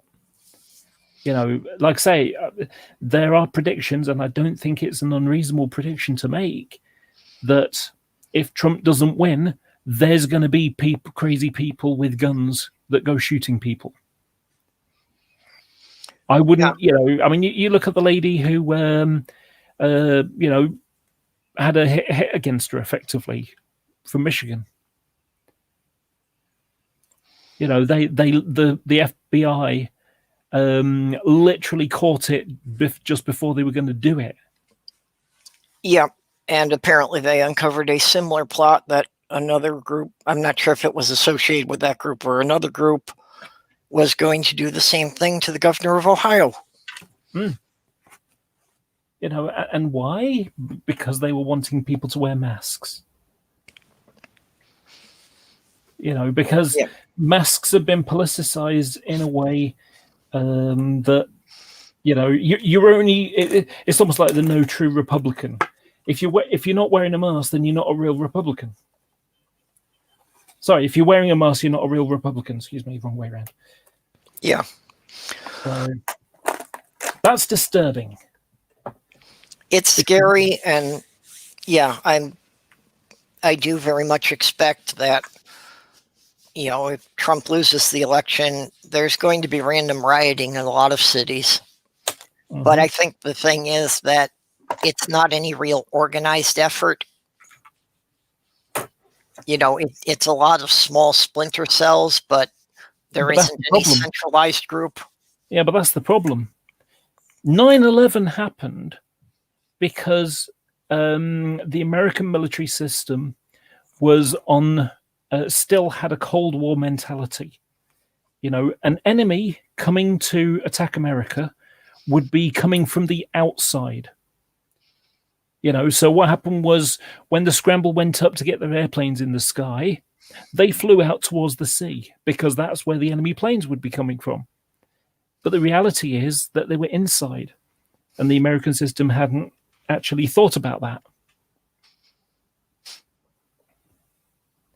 So an outside enemy, it's easy to keep tabs on Russia or North Korea or China or whoever. It's very hard to keep an eye on the splinter cells. Yeah, but what I'm saying is that they will do some bits of damage in some cities, but I don't think that there's a big enough organized effort to be any kind of real revolt, for it to be any kind of real threat to the government at large. Government at large, perhaps. So, it's like they're not going to take down the country. They're just going to piss off the people in their own neighborhood. Well, the thing about it is, you think about what happened to the Democratic governor for Michigan, and there was a plot to actually get her and try her, and Yeah. by try her, that generally meant hang her. What happens? She keeps her seat. Biden wins, and someone decides to take their gun and shoot her. It's not really much use for her. Yeah, and it's going to be horrible. People are going to die. And at this point, I don't think there's any way that that can be avoided. I think that's going to happen because Trump has some really fanatical followers. And there isn't anything that can really be done to, find and isolate all the fanatics. The problem is the fanatics are pushed by the politician. I mean, you look at what you've got now, with days before the election, you've got a new Supreme Court justice. Yeah. And that's because Mitch McConnell pushed it through. Yep. Even though Mitch McConnell himself was saying that Obama should not appoint a new Supreme Court justice 9 months before his term ended. Oh, yeah. Yeah. I mean, it's just hypocrisy. It's double standards. Those rules matter. Those things are important, they said. And now that it's the opposite way round, no, we need to push it through. Yeah, well, there never was a rule on it. That was never a thing before Obama. That there were lots of previous presidents who appointed Supreme Court justices, just a couple of months before their term was over. Mm-hmm. Yeah. I mean, what I think in that regard, how many other elements can be a lifetime job? In every other form of political systems, you get a vote every now and again, 5 years. Yeah. Whatever. In your case, 4 years for a president. Well, and the point of that with the judges was supposed to be acknowledging that the balance would change between the political parties, and just to prevent an incoming political party from removing all the judges that the previous party had put in place. I mean, it would appear to me that, I don't know, I'm trying to think of a way you could do it. Effectively, when you have a presidential election, you have, between them, every second year of that term, if that makes sense, in the middle of a term.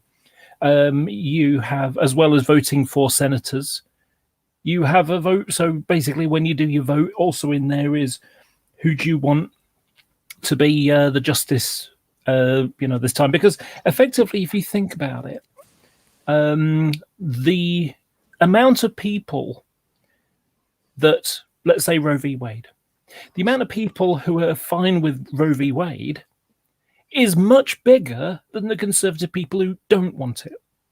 And yet, there's a court that's now skewed to the opposite way of what the general population feel about most of these issues. Gay marriage, things like that. Well, but unfortunately, largely the job of the courts was supposed to be to protect the minorities' rights against the will of the majority. So that even if something was popular, if it was infringing on the rights of one group, the courts were supposed to prevent that. Yeah, and the question is, has Amy, whatever her name is, I can't remember now, has she been bought? When this comes up, we want you to do this. Yeah, well, the problem is her religious bias. Because the laws are supposed to be free of any favoritism to any one religious group. And clearly, she is unwilling to look at cases that way. Yep. Well, she refused to even mention it.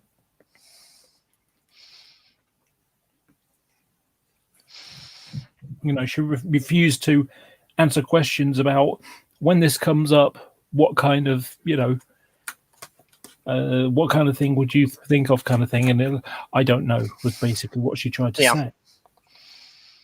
Well, she tried to avoid answering any questions, but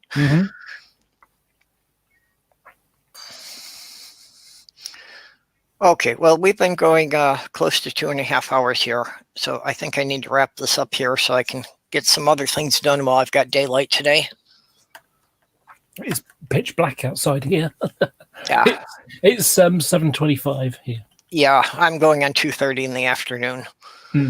So if I can wrap this up here, I've still got a couple hours that I can like make phone calls to government offices and things like that. Yeah, you do realize that's the best time to go to the dentist, don't you? 2:30, yes. Yeah. But Yep. Sorry, people. I'm still trying to get straightened out. Technically, my driver's license is expired because we moved just before the COVID lockdown started. So the DMV has been closed for the last 8 months. So I can't take the test to get a license in Minnesota, but technically my license expired 90 days after we moved here. And it's like they're doing testing now on an appointment basis, but there isn't any testing center that is within 80 miles of me that is taking appointments because they're so backed up. It's kind of weird, really, isn't it? Because you've got to get a license even though you know how to drive. Well, I understand, you know, the need for the license so that when somebody's in an accident, they can track it if somebody, you know, a hit and run or something. Yeah. Oh, sorry, that kind of license. Oh, I see what you mean now. Sorry, the American system confuses. Sometimes I forget. Well, no, I need to get the actual driver's license. I was able to get the license plate for the car. Oh, right. Okay. Because that I could do by mail. Yeah, but since I actually have to take at least a written test to get a license in Minnesota, that part I haven't been able to get done. Oh, that sounds weird because we just have a license for the whole of the UK. Although our license plates are very different compared to America because the car has the license plate for the life of it. You know, unless you buy a personalized plate, which you can then swap to your next vehicle when you buy it. And you've got to mention it to tell the DVLA, the Driving License Authority people. Yep. But yeah, and it makes it so much easier. Well, that's the way it's handled in most states in the U.S. It's just when you move from one state to another. So it's just because I changed states that I've got to get all this crap changed over. No. What I mean is that the license plate, you have a new set of license plates that you fit to your car. Yeah. We don't do that. Well, like I say, that was just because I moved to a different state. If I had stayed in the same state, the plates would stay on the car until the car got scrapped. Oh, right. Okay. Because the way I understood it was, you know, you get your plates for a couple of years and then you have to replace them because it's run out effectively. You pay. The actual metal plate stays on the car. Each year you have to renew the registration and you get a little sticker that you put on the corner of the plate that shows you've paid the tax for the current year. Okay, right.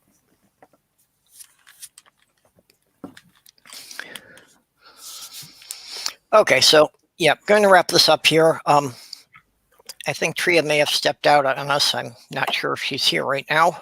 I'm guessing not. She's been quiet for a while.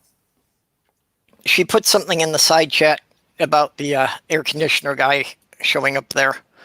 And I know that's something that she had been, you know, waiting for a serviceman.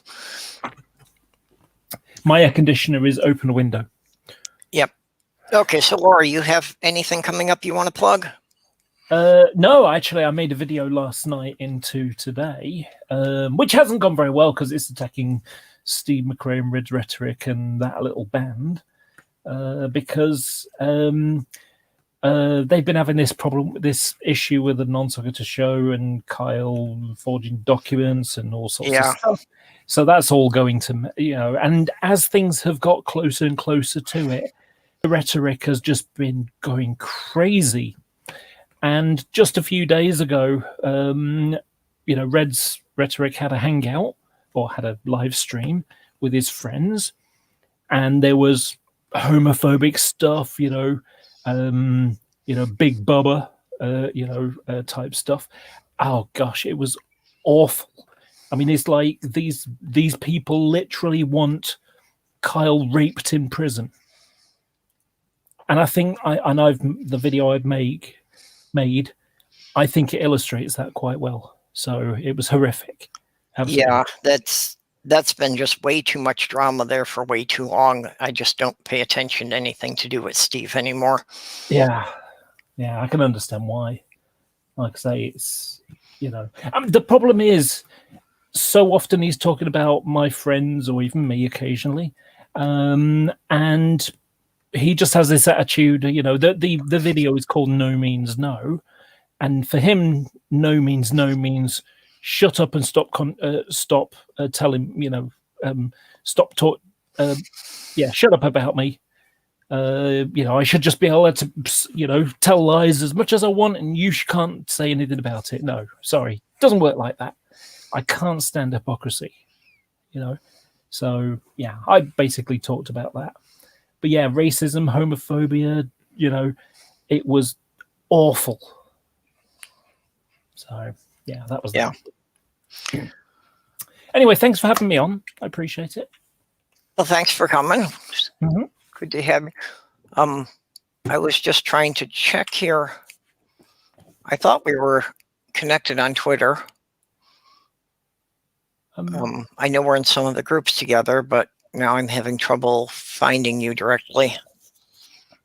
So what's your Twitter handle again? It's now being Laura with underscores between all the words. So now _being _Laura. Okay, there it is. Yeah. And my YouTube channel for anybody who's watching, if you just do youtube.com/cliffjumper24, number 4. Yeah. Amiga Nuts had put it in the side chat before, and I did get it. It'll be in the description of this video after this gets processed and goes onto YouTube. Yeah. So yeah, everybody who was talking in here, all their links for Twitter and YouTube are going to be in the descriptions. So anybody who wants to check on somebody they heard here can go back to that later. Mm-hmm. Yep. So Slim says he's got a video premiering in about an hour. Cool. Definitely some interesting stuff to check out. I've been following him for about the last 2 months. Oh, I just had a big moth fly past my nose. Yeah, and there we go. Amiga Nuts just put your links in the side chat again. Thank you, Amiga. Okay, so thanks everybody for coming. Yeah, I'll be back, tomorrow night, Thursday night at midnight, Friday morning.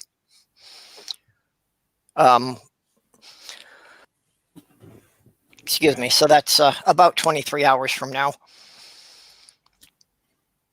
Or, no, that's not right. I'm having trouble doing math now, but yeah. It'll be out when it's about. Yeah. 33 hours actually is. So, okay. So we'll catch you all later. Bye, everybody. Bye-bye all. Bye.